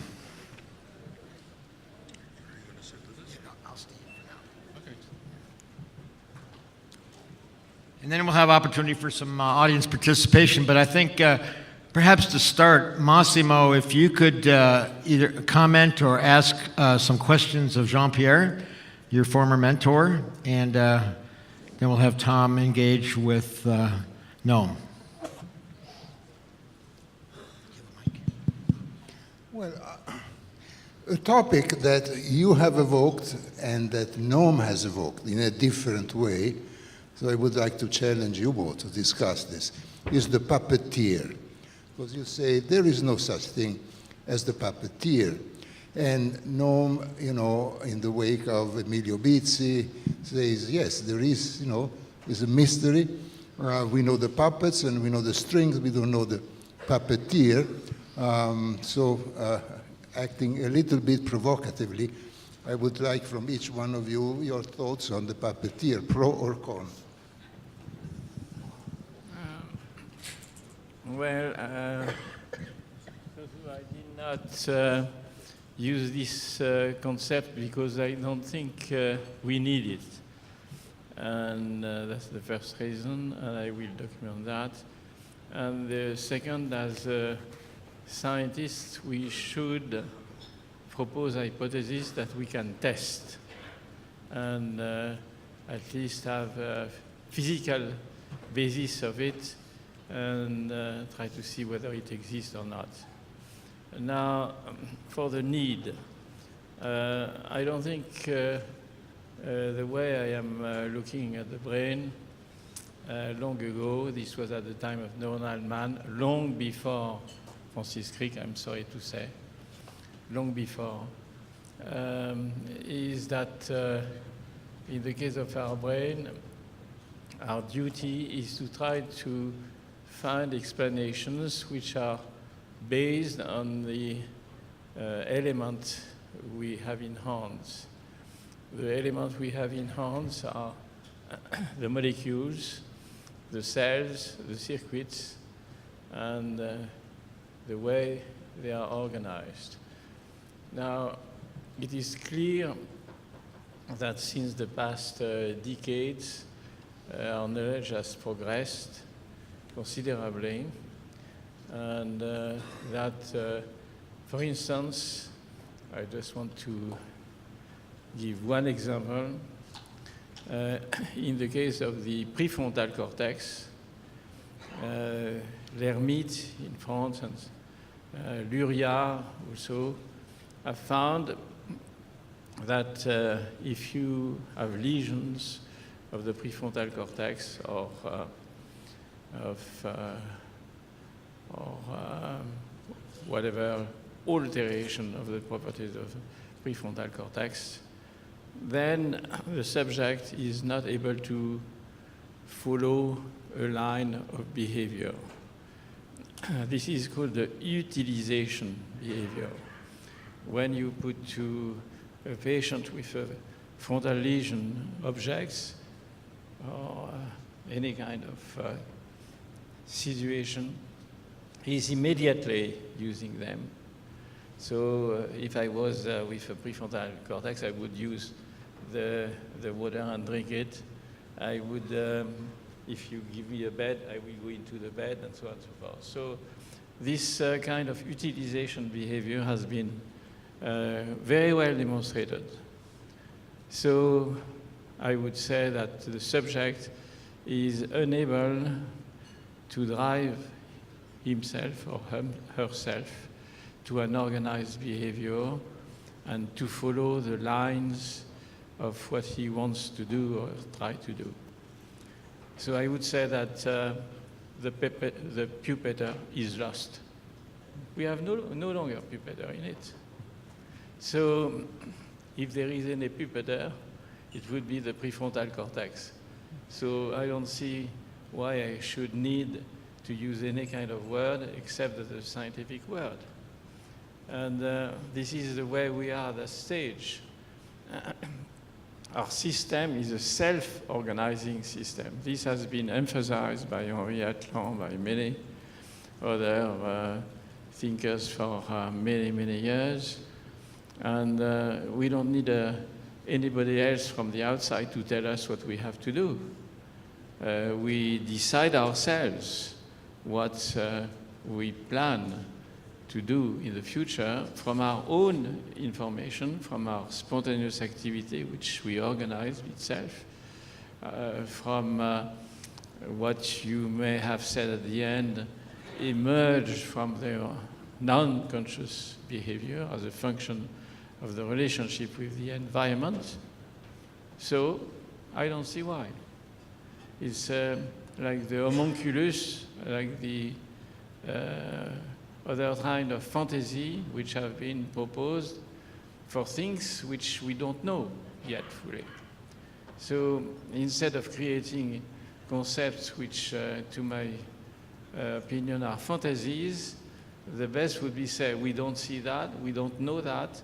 It's better to make a kind of reasonable scientific project, try to investigate them to progress.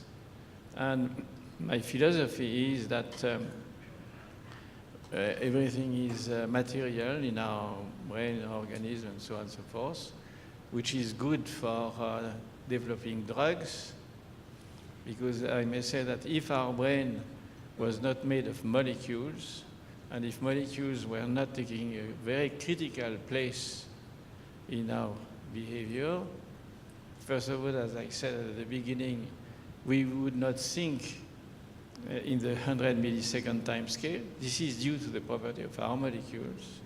I kept 3 examples. Second example, general anesthetics. I can quote you. Please. Are acting on molecules and then change the whole behavior of the individual. And last, if you really want to control your emotion, you take a tranquilizer. So what does it mean? Is that everything, even our language production, if you compare the language of a schizophrenic, of a depressing person, or a normal person, they are different. So I think we have to deal with that, and having from the molecular up to the higher function, and trying to say, do what we can with what we know. I'm sorry to say, I don't need a puppeteer. Well, going back to Emilio Pizzi's observation, what he said is the neurosciences of the study of voluntary activity can say something about the puppet and the strings, but they have nothing to say about the puppeteer. Beatty would agree, of course, that we're an organic, our brain, it's happening in our brain. Our brain is a complex organical system. He agrees with John Locke's suggestion immediately after Newton's discoveries that we simply have to think of thinking, of deciding, of choosing to do something as some property of organized matter, that whatever matter turns out to be. It turned out to be something quite different from what anyone understood at the time, and it may yet to turn out to be something radically different from what's now assumed. But whatever it is, thinking, deciding, choosing is a property of the organical structure of the brain. That much is accepted, but that doesn't tell us anything about the puppeteer. So Beatty is studying simple voluntary actions, like my decision to raise this finger or lower this finger. We can all decide to do that. And the question is how the organical structure of the brain makes that decision. Yes. As I mentioned, and about that nothing is known. And as I mentioned, the case of language is particularly interesting because as a system of discrete infinity, we are able to study it in ways that other systems can't be studied using the insights of the theory of computation. And what we seem to discover, as I mentioned, is that in making the simplest decisions about whether to think or say this, that, or the other thing, what did he read? Did Arizona win the basketball championship? Whatever I may decide to say at the moment. The decisions are being made unconsciously in a way that's inaccessible to consciousness, and the representations that are giving the semantic interpretation that are telling us what we mean come instantaneously, and their nature is inaccessible to consciousness. That much we know, but it still leaves the question of what the puppeteer is and what it's doing. Now, I mentioned two of the many major changes in the history of science. There are many more minor ones. These are dramatic. In both of these cases, it was assumed that the basic science was essentially understood. And there were some other and meanwhile, phenomena were observed, which didn't seem to be reducible to them. And in both cases, it turned out that the fundamental science was wrong. The first one was, a major one, was the so-called mechanical science, mechanical philosophy. Philosophy meant science in those days. The mechanical philosophy of Galileo, Huygens, Descartes, Hooke, Robert Newton, Isaac Newton, the great thinkers who established modern science. They were wedded to the mechanical philosophy for probably quite good reasons, which could be, but haven't investigated. It probably is our natural, intuitive way of interpreting the world when we try to give explanations. They were wedded to that. Newton discovered the topics that they were interested in discussing, like planetary motion or terrestrial motion or the motion of the tides, simply could not be explained in those terms. Galileo was aware of that. He regarded his life's work as a failure because, as he put it towards the end, we have found no mechanical explanation for these elementary phenomena. Descartes thought he had an explanation. Newton, the second volume of the Principia, demonstrated that Descartes' solution didn't work and that nothing would work. Newton, as I mentioned, regarded this conclusion as a total absurdity. Said nobody was just introducing new occult ideas. He was accused of that by Leibniz, by Huygens, other great scientists of the day, basically agreed. He continued to say he can't find a physical explanation. He can only give a mathematical explanation. Finally, the absurdity was just accepted. People forgot about the problem, and the nature of science was changed. It abandoned the search for an intelligible world. It satisfied itself for what has developed since Newton's discoveries sank in, an effort to find intelligible theories of the world. Newton's theories were, of course, intelligible. That was a very important moment in the history of science. But relevant to the current question about puppeteer, turned out that the fundamental science assumed to be necessary simply was wrong. And things had to be, a totally different approach to science had to be undertaken. The second example that I gave, I think, is probably more directly connected to the problems we're discussing here. That's the history of chemistry. It's important to recognize that into the 1920s, my childhood, chemistry was not regarded as a science. It was regarded as a mode of calculation. Kekulé, for example, regarded his organic formulas as just a way of predicting the results of experiments. They couldn't be real. Poincaré, great scientist, ridiculed Boltzmann's theory of gases because the physics of the day could not identify the elements postulated in these accounts. That went right on into the 1920s. Bertrand Russell, who knew the sciences very well, did correctly say that chemistry cannot yet be reduced to physics, so it's still a mode of calculation. It was discovered shortly after that by Dirac, Linus Pauling, others, that you could unify the phenomenology that was studied in chemistry with an entirely new physics, which radically changed physics. Okay? Another important moment to keep in mind. Now compare all through this time, the way the sciences developed is kind of on a dual path, the one that Joseph Black described. One, try to construct a body of doctrine about the phenomena that you're interested in. Try to study what we think of as the basic science. See if you can get them to be unified. It's often called reduction, but that's misleading. It often turns out to be unification without reduction by changing the basic science. That's a sensible path. And I think that's the lessons of the history of science, I think, are significant for the study of the brain sciences and the phenomenology of consciousness, of decision-making, of speaking, and so on. Right now, they're separated. Maybe they can be brought together, but how? One of the problems is the problem of the puppeteer that Emilio Bizzi described, and that shows up in quite an interesting way in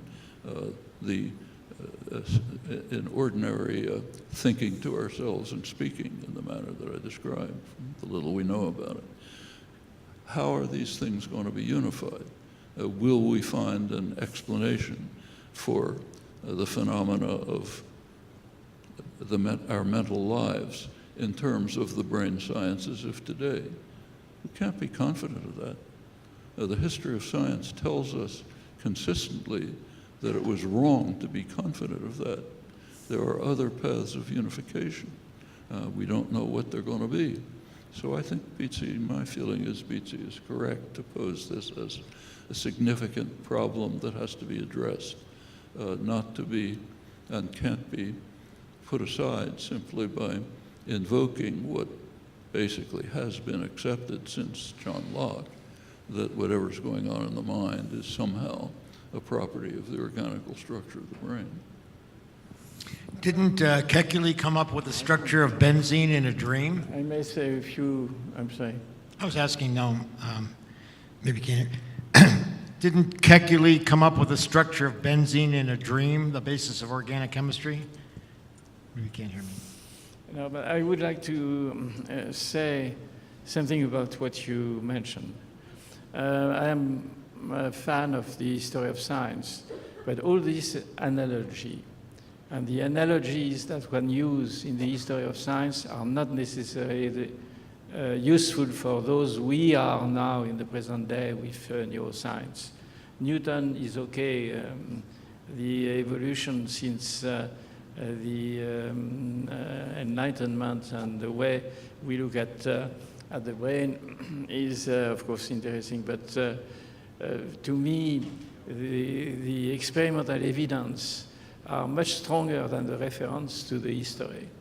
And for two things. The first one, I think, which you do not mention, and which is can be used against the idea of the puppeteer and all these things, is the notion of reafference or re-entry or also of reward in the system. If we take a decision, it's because we constantly evaluate what the outcome of the proposal is going to be and to what extent it's going to help our survival or our quality of life.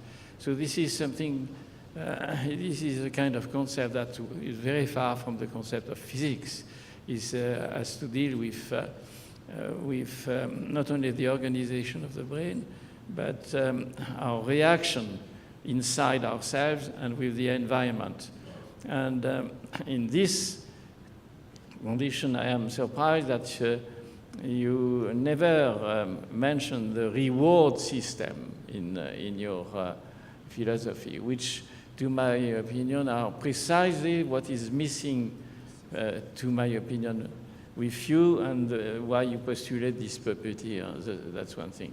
Now, the second point, and I'm very short, concerning the decision we take in the outside world and the contribution of non-conscious elements. Of course they exist, but we have precisely our conscious workspace to select among the possibilities of discussions. I don't want to make analogies with any kind of political personalities throughout the world. Some of them are precisely taking decisions because they are non-conscious. This is, I don't want if you have an opinion about that. If they were a little bit more conscious and anticipating about what's going to happen in the future, then I think it would be, for all of us, a better situation. I'm not speaking specifically about climate, but about other aspects like that. So if you let, as you say, the non-conscious be the dominant part of our decision-making, then we may go into this kind of chaotic world where we are going now, presently. Well, the reason I didn't mention rewards is because it just doesn't seem to have anything to do with the topic. As far as I can see, there is no way of dealing with any of the kind of phenomena that I mentioned. Say, the fact that languages observe structure dependence, not linear order, the fact that they you have displacement with copies, the fact that unconscious mental processing immediately and instantly without mediation yields what we understand and what we say to ourselves and others. As far as I can see, invoking the notion of reward just doesn't tell us anything about that. As far as unconscious elements existing, it's not that as well accepted as you indicated. In fact, it's very hard to find in the history of science and thought, even including Freud, the idea that there are unconscious mental processes inaccessible to consciousness, critically, and that they are the instant, immediate factor that underlies our instantaneous understanding of what we hear and our instantaneous production of complex utterances. So I don't and adding selection, survival, and so on. Yeah, maybe all that's involved somehow. But it seems to me it leaves us in the situation where Galileo and Newton were, or where 1920s chemists were. We have phenomena. We think we know the underlying factors that enter into them, but we may have the wrong factors. And repeatedly that's been found. What's observed is we can't explain it. That's Beatty's point. The assumption that somehow we know the basis for explaining it, that's repeatedly turned out to be false in the history of science. And I don't feel at all confident that the current state of the brain sciences is so far advanced beyond classical mechanics, for example, that we can be confident about that. I think that's the problem with remains. Tom?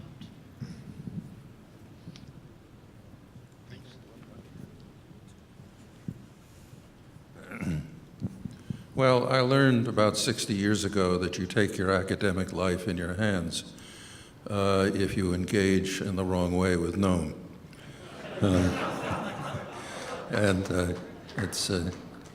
So I'm not going to do that.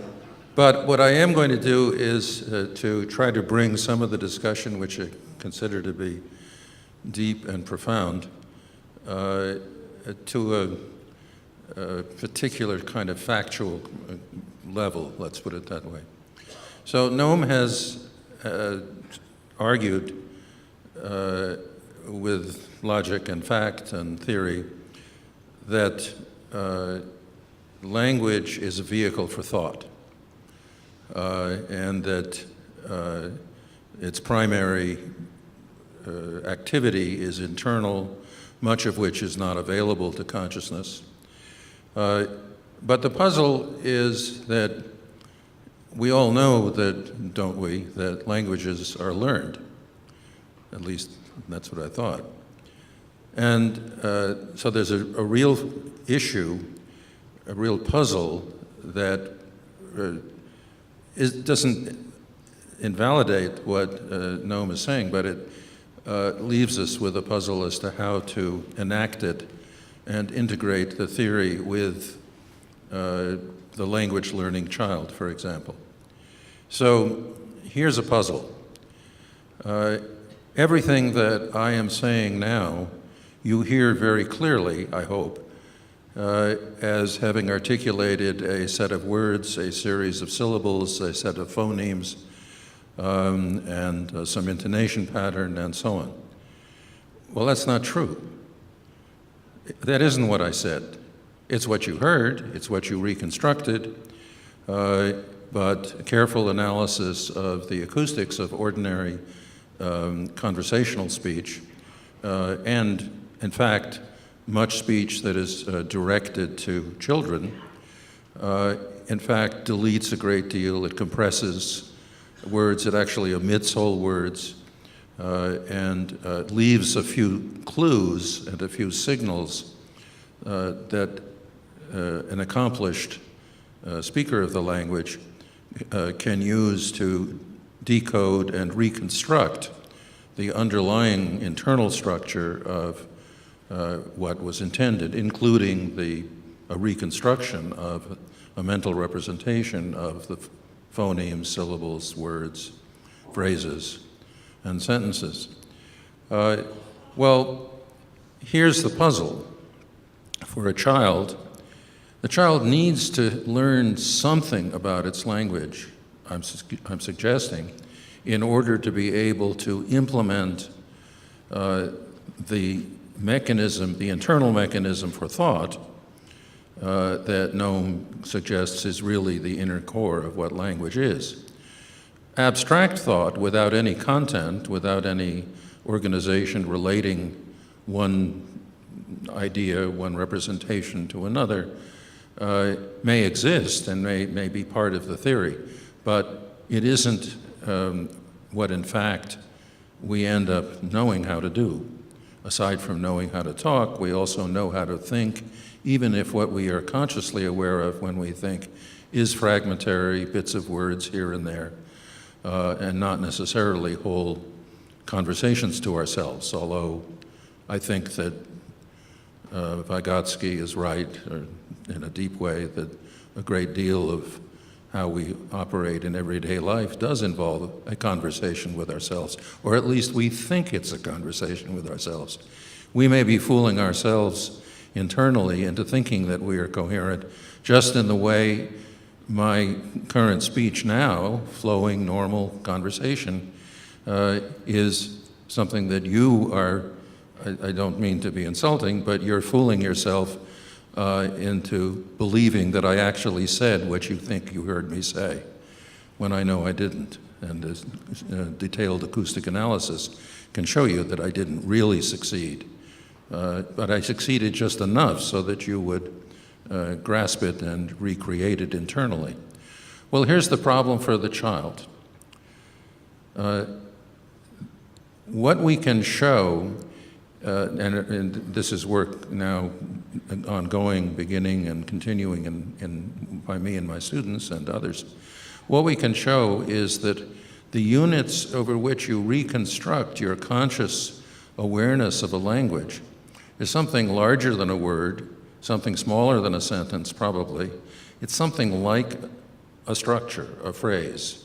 That is to say, an entity that has been constructed, at least at a formal level, by one or more successive operations of merge. And the kind of critical example that has become a source of my interest in trying to learn about consciousness as a scientific field is phenomena that show that a particular portion of an utterance that occurs early in the utterance is actually, when you excerpt it and ask somebody, ask a group or whatever, to understand what it is, it's unintelligible. And it becomes intelligible as a function of material, acoustic material, that follows it. But your phenomenology, your belief is that you interpreted the initial acoustic elements, which are uninterpretable when listened to in isolation, correctly. You map them onto the phonemes, syllables, words, and meanings as you heard them, even though we know that, in fact, you couldn't have done that until later in the utterance. This is a puzzle, then, about the nature of our conscious awareness of language as we hear it in normal usage. That we think it flows from beginning to end, as far as the processing goes, flows forward. But these kinds of examples show that, at least in many cases, it can flow backwards. So there's a double puzzle. When you now think about an infant that is genetically, presumably, albeit complexly, not necessarily at all with a single gene, as Jean-Pierre pointed out, the infant is surrounded by a flux of language. It doesn't really know words, or many words at that point, if any. I mean, it maybe can isolate a few early on, but very, very little. And it's presented with flowing conversation in which, even at a forward flow, is mangled acoustically. And, of course, in critical cases, actually has this peculiar property that what you hear later is critical in understanding what you heard earlier.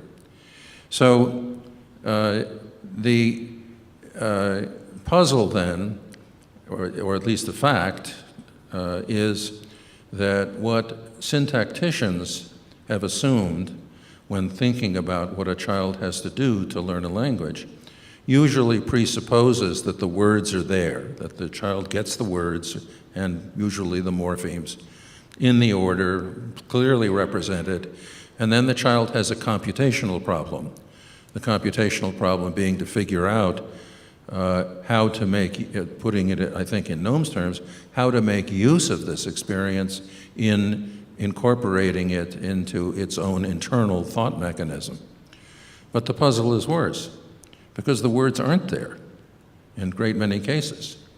And the packages of processing, at least for adults, are something like the kind of constituent structures, clausal structures. We're not exactly sure what the relevant unit is, but it's some kind of combinatorial unit, we think, that provides the domain for backwards and forwards processing, very rapid, of course, that underlies the phenomenological experience that we have.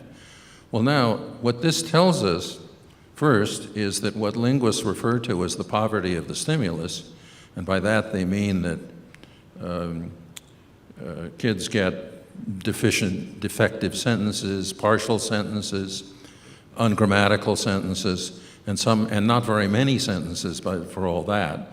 And so that shows that there has to be a very strong computational ability that the child has already to figure out, to generate hypotheses about the possible structures in its language.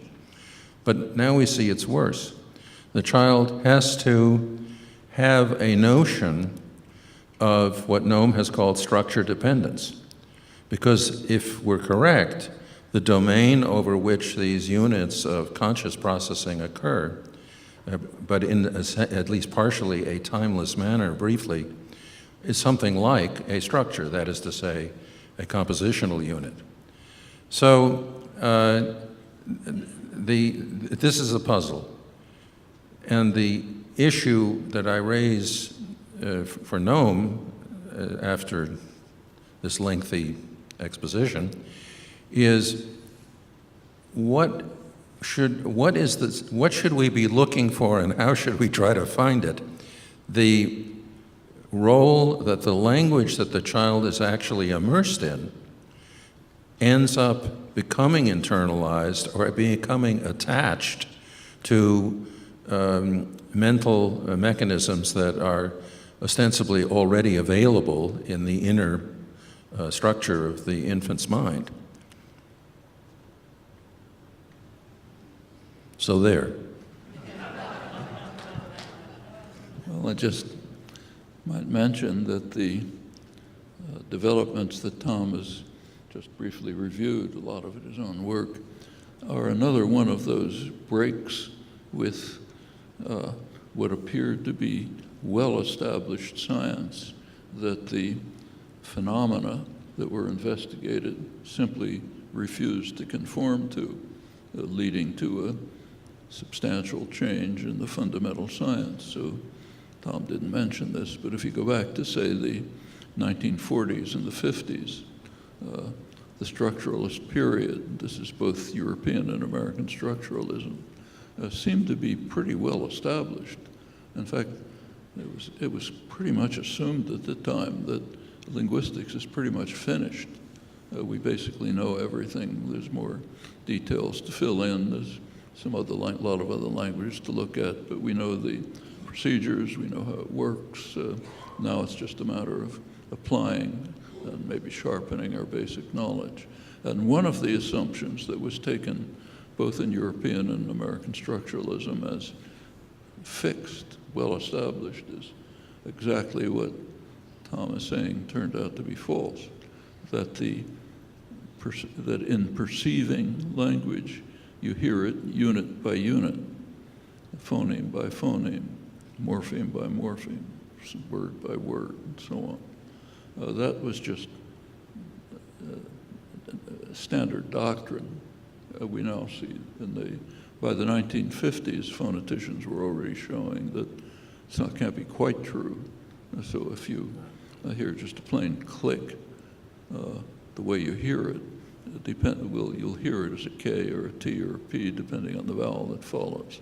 But what Tom is now showing goes way beyond that. You can't even find the words unless you hear later words. So what's happening is, once again, as constantly happens in the history of science, what looks like a well-established basic science has to confront phenomena that are discovered. They don't work out. You may not be able to get unification. You may have to change the basic science, and I think that's what's happening here. And what we're learning is something that was actually discussed and articulated in the 17th century scientific revolution, namely that it appears as they sort of understood that, to quote the phrase that was used, our experience has to conform to our modes of cognition. Kant later developed a sophisticated version of this. But experience conforms to our modes of cognition. What we think is experience is in fact a construct of something going on out there, and our modes of cognition and the way they're imposing an interpretation on it. And I think the example you're giving is a rather striking case of this, but where it'll turn out, that we'll discover.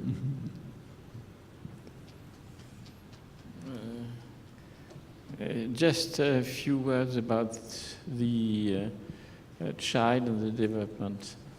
And I think it is clear that there are a certain number of steps in the development of the child, and in particular for its consciousness. And there is, in the newborn, I think, general conscious perception, which is one of the basic steps of the child being awake and so on. And then progressively there is the perception of self, then the relation with self-other, which develop progressively. So it's clear that what we call consciousness is something which is in fact developing progressively in the child.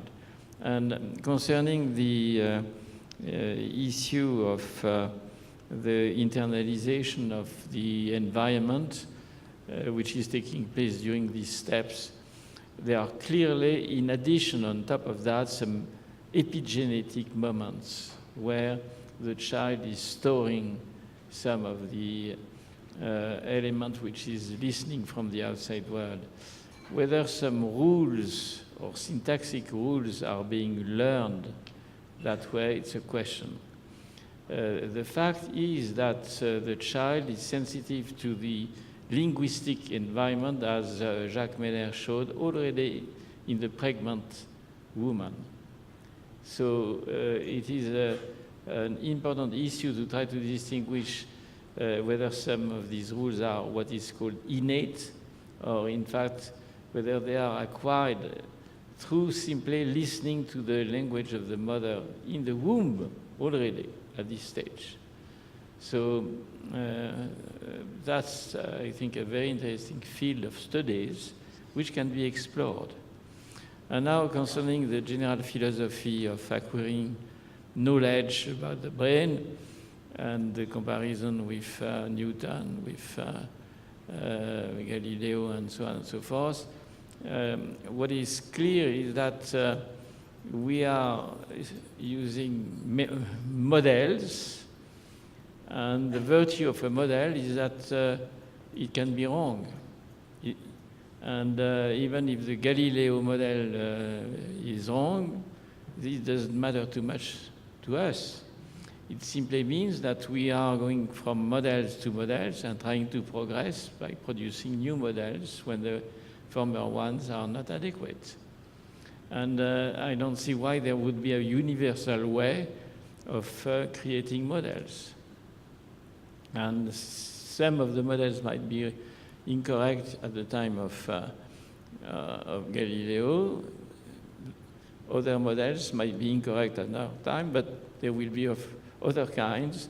And my view is that in the case of neuroscience, is the first time where scientists are really analyzing what's happening in their own brain using scientific methods. So there is a change, a fundamental change of paradigm when we compare the scientific approach to the brain and the one of other physicists or chemists working on the outside world, outside of their brain. And I may say it is an interesting aspect that astronomy has been made by astronomers, and nobody has been questioning the question of the brain of the astronomers. And in fact, it exists. And that's perhaps the reason why the views we have of the outside world, as it was given by all these different, very distinguished scientists, are quite different from the one we have now. At that time, they simply forgot of the brain of the observers. And now, our brain is the observer of the observer. And that's a very interesting situation. And I guess that perhaps we have to invent new kind of paradigms to further progress in an understanding of this self-centered kind of processes. That's the reason why I mentioned before the issue of reafference, which is a very long, old kind of concept, but which is, to my opinion, not enough taken into consideration in the case of language, in the sense that there are trial and error mechanisms which are involved, and selective mechanisms for sentences which have meaning. And what makes the difference between a proposition like the sky is blue or the sky is a rock? Well, it means that in one case there is a meaning which gives a positive reward, in the second it does not give a positive reward. So there is, at this level, some kind of selection. We reject sentences which don't fit with what we have in our memory and which also we have in our interaction with the outside world. So the only addition to what you mentioned is that perhaps we should look for new paradigms, new ways of looking at the neuroscience, and including language, which take into consideration this kind of new property which has not been explored formerly by scientists.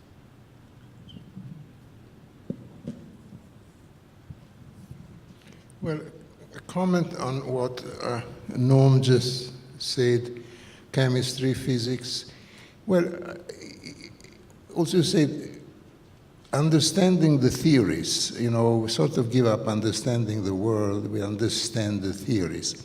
In fact, the reduction, as physicists know very well, the unification, let's perhaps not call it reduction, the unification between physics and chemistry was done on something that is not a force, has nothing material, is Pauli's exclusion principle.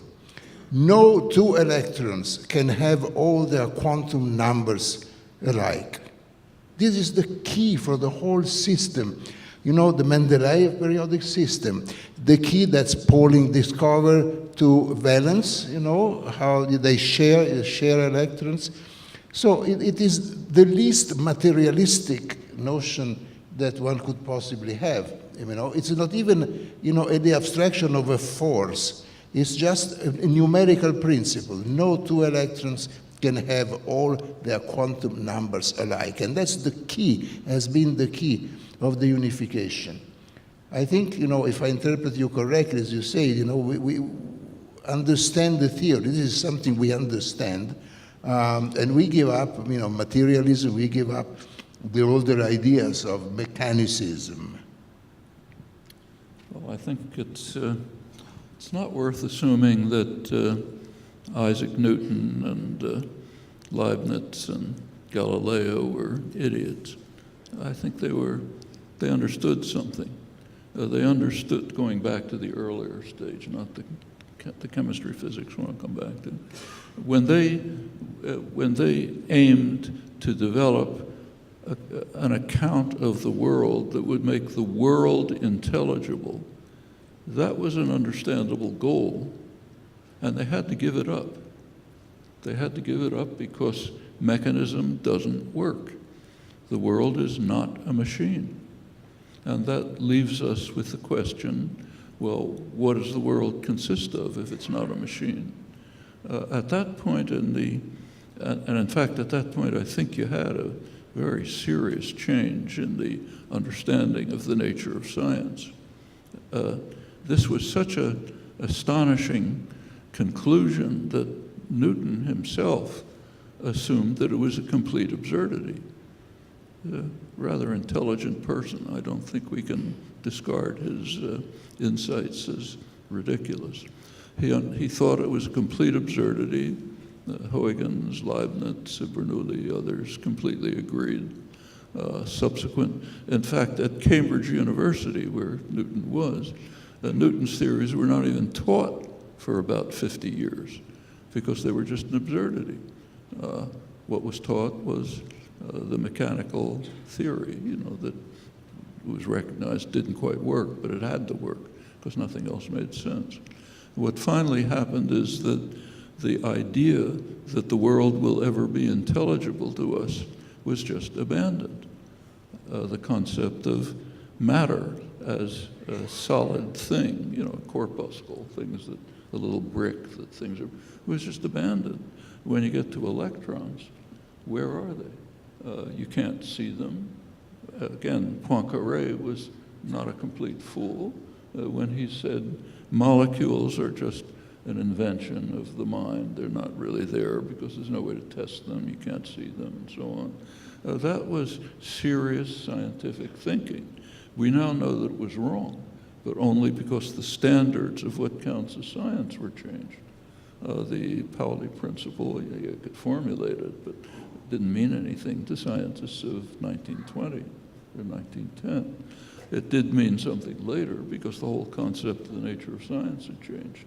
Now, I think it's a reasonable expectation that we're still on an early stage of the development of the brain sciences, leading to what may turn out to be radical changes in our concept of how these things work, just as has happened throughout the history of the sciences.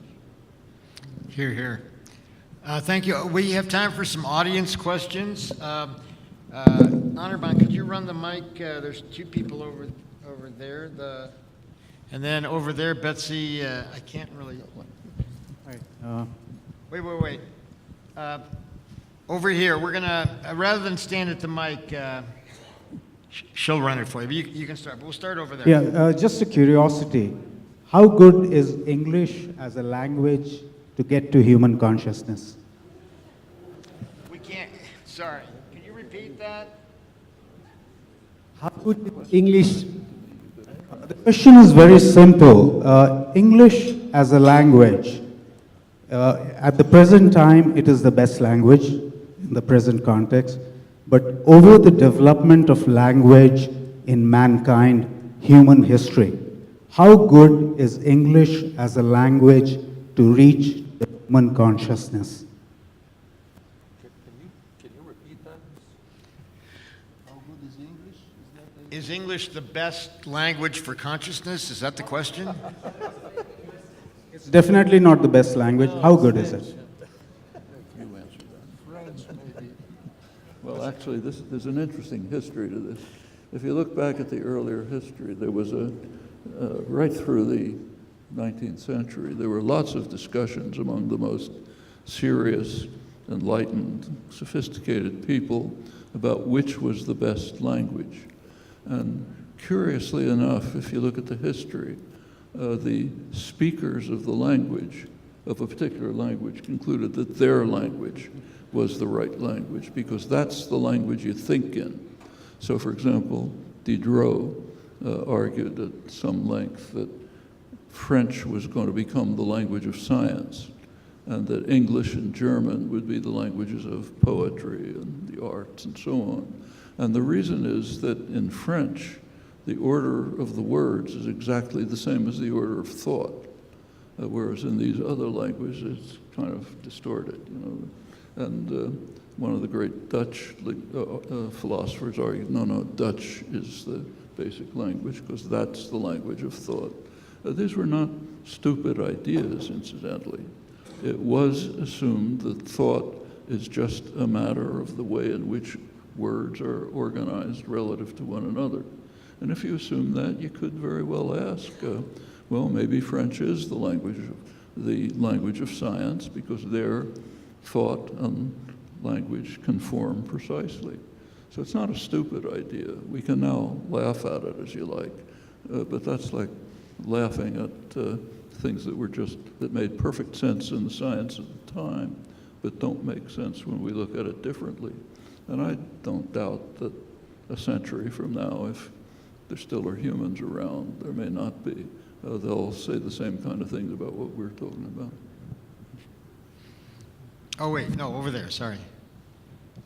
A very quick comment. First, I think we have to be careful of, or think about what we mean by the words machine and the mechanistic view of the universe when we are talking about what we understand the world, how the world works.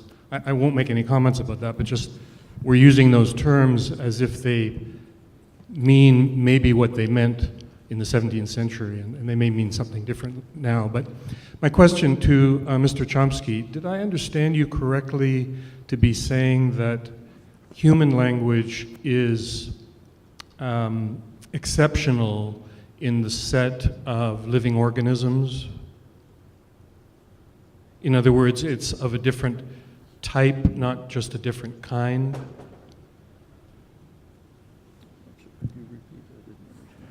Well, the question is whether you think the language is unique and exceptional, human language. I asked that question as a preamble to know whether my actual question makes sense.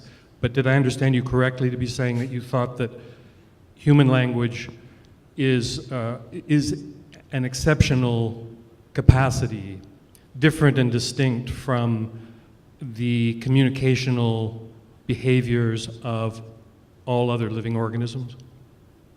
Well, I think the crucial aspects of language do seem to be really species-specific and also uniform across the species. And those are pretty puzzling facts. For one thing, it seems that all of this only developed very recently in evolutionary time. As it put some numbers in the things I was talking about, it's a reasonable guess that Homo sapiens appears roughly on the order of 200, maybe 250,000 years ago. That's extremely recently. And there's very strong evidence. Rini Huybrechts is out there, has done an important paper on this, to show that within about maybe 50,000 years, language had already been established in a manner which hasn't changed since. That is, as far as we know, the groups that began to separate then have the same language, have the same internal language capacity that we do, as Huybrechts discusses. They have somewhat different modes of externalization, which is an interesting fact, but basically the same language. So something happened apparently very recently, very suddenly, has no continuity with animal systems. Every animal system we know is basically a system of communication. So the waggle dance of the bee, for example, is a way in which the bee tells other bees in the hive what direction to go and what height to go and what color to look for to get a flower. That's just not human language. It's not a communication system. Every animal system we know is either finite or continuous.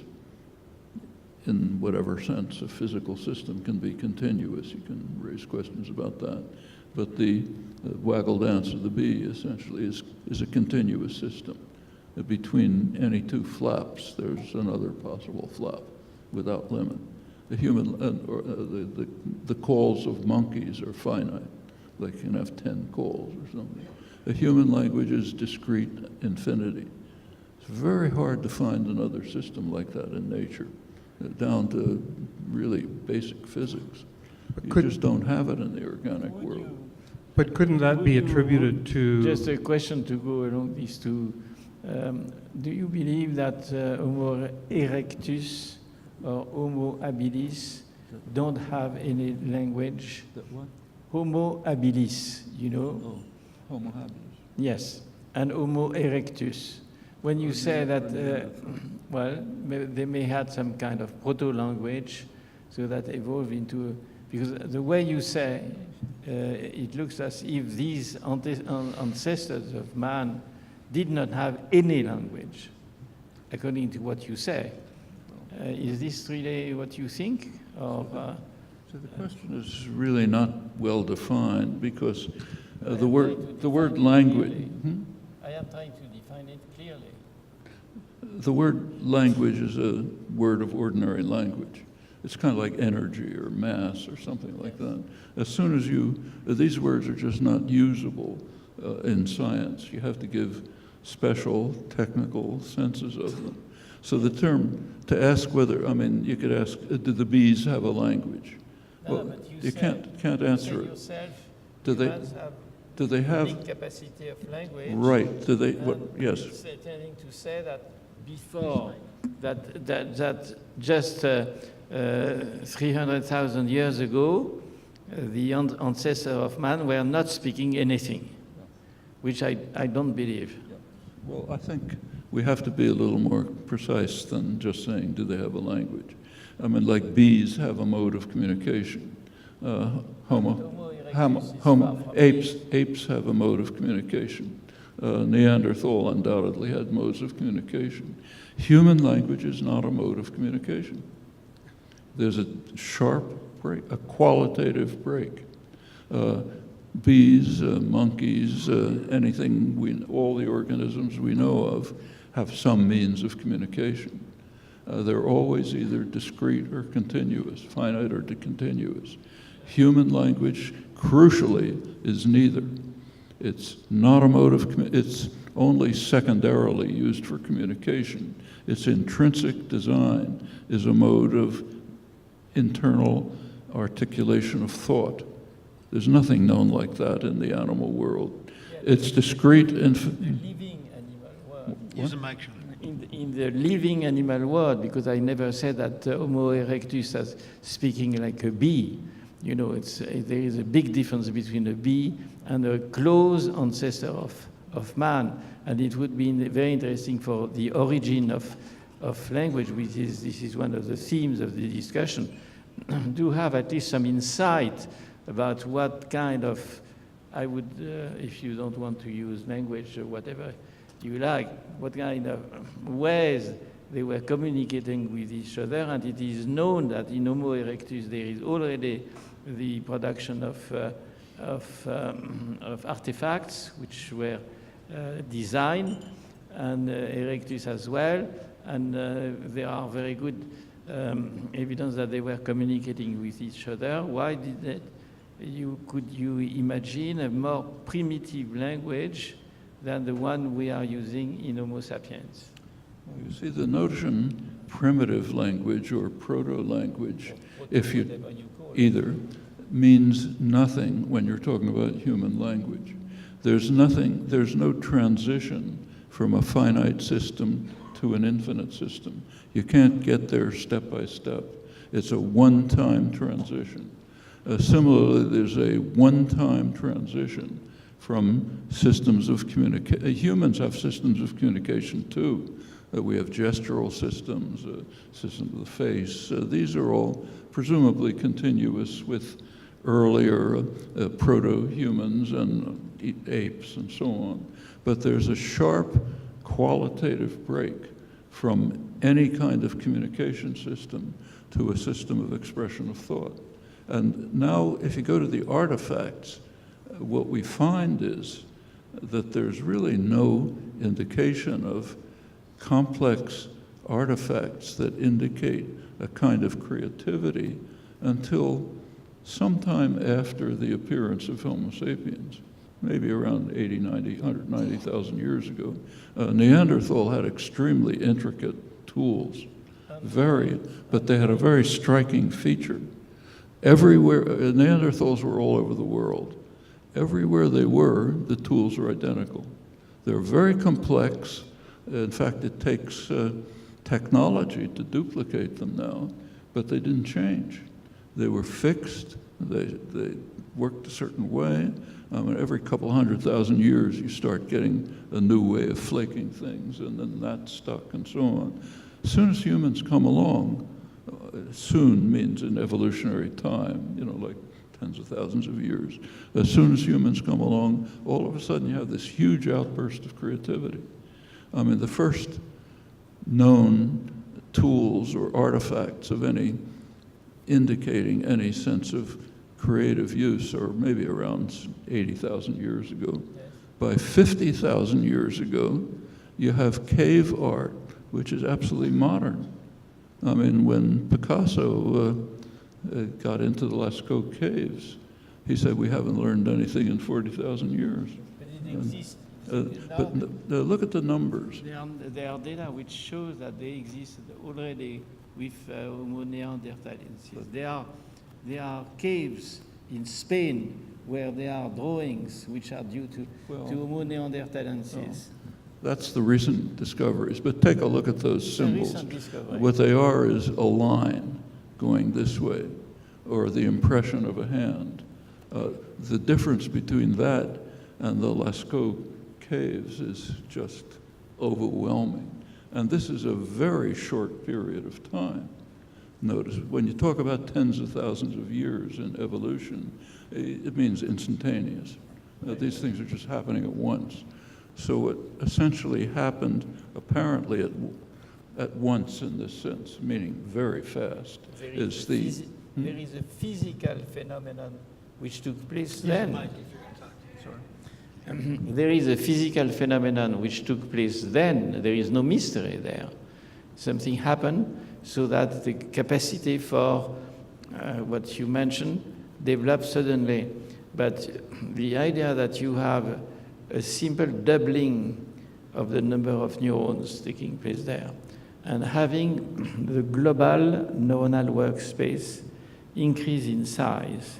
You know, this is an issue which is extremely important because when you look at the monkey, it is not able to link two representations together, to make a link between two representations consciously. When you look at a human, he's starting to make 2 or 3 or 4 or 5 until 8. So it means that the space, the conscious space in which you are building these sequences of elements which could be word is increasing, and you may have from the quantitative change of the global neuronal workspace a qualitative aspect which is corresponding to what you mentioned. Well, you see, some of this we can just prove. Some of it it's an hypothesis. Some things we can it prove. Could be proved, yes. We can prove that you can't go from finite to infinite in stages. That's just a contradiction in terms. From finite to infinite means once. Once you go beyond a list, a small list of 5, 10 things, then the list becomes the next step is infinity. Yes, but you it don't may be go from quantitative one. 3 to 5 to 7 I to agree. 29 to 180. You go from 1, 2, 3 to infinity. Yes. In fact, there's a kind of a joke among physicists that the only numbers are 1, 2, 3, and infinity. The others are just too big, too complicated to exist. And what it means is there is no transition from small numbers to unbounded. That has to be done in a single step. Now There are no transition now, What? today. But why do you say that? Before Homo sapiens appeared, this transition may have taken, let's say, 500,000 years ago. But I agree with you that we cannot reconstitute history at that time. all How can you humans, say all it's not humans have the capacity of arithmetic. Infinite. In fact, Darwin and Wallace were aware of this. They didn't have all the evidence at the time. Now we have the evidence. I mean, if you take a tribe in Australia or Papua New Guinea that has had no human contact forever, as soon as they may not have numerals that go beyond 1, 2, 3, and 4, but as soon as they're introduced into a situation in which they have to calculate, say, a market situation, turns out they've all got it inside. They may use this for 5 and this for 10 and something else for it. But and in fact, we don't even have to prove that because it's got to be true. There is no way for a child to know that the numbers go on forever just from experience. Either you know it or you don't know it. It's a one-time thing. And the same is true of what's called proto-language or primitive language. Just means nothing. There's a lot of work on it, but it doesn't mean anything. To me, it means a lot. Because it's just During this evolution, mathematically it's something. impossible. So that we can put aside. And the same is true about the distinction between a system of communication and a system for expression of thought. There are no intermediate stages. It's one or the other. Now, with regard to artifacts, it's less clear than that. You can't really prove it. But if you look at the record, there's a long period, you know, a million years, in which proto-humans are making various things. A couple of times during this period, you get a change from one style to another style. When you get to Neanderthal, who are closest to us, you do get extremely complex tools, but fixed. They're uniform. All of a sudden, humans come along. In no time, you have the Lascaux caves, you have all the other caves have been found, cave art, you have complex symbolic systems, you have intricate social arrangements. There's a huge explosion. And the only really plausible explanation for that is that the things that we know were radical changes, qualitative, they had to be, are correlated with this explosion of creative activity and complex social organization. So it looks, to get back to your question, as if whoever it was, that there just was a sudden qualitative change which made humans very different from any other organism. That's why we're having conferences like this, and Kafka aside, apes aren't, you know. I think Okay, we've run out of time. I'm sorry for the questioners from the audience. We'll let Tom have the last word. Oh, no, I'm having my last word is from a higher authority, namely Abby Behar Montefiore, who runs everything around here, who has informed us that time's up. Time's up. So sorry for you guys waiting, but let's thank our speakers and the commentators for an excellent presentation. Thank you very much. Enjoy the evening.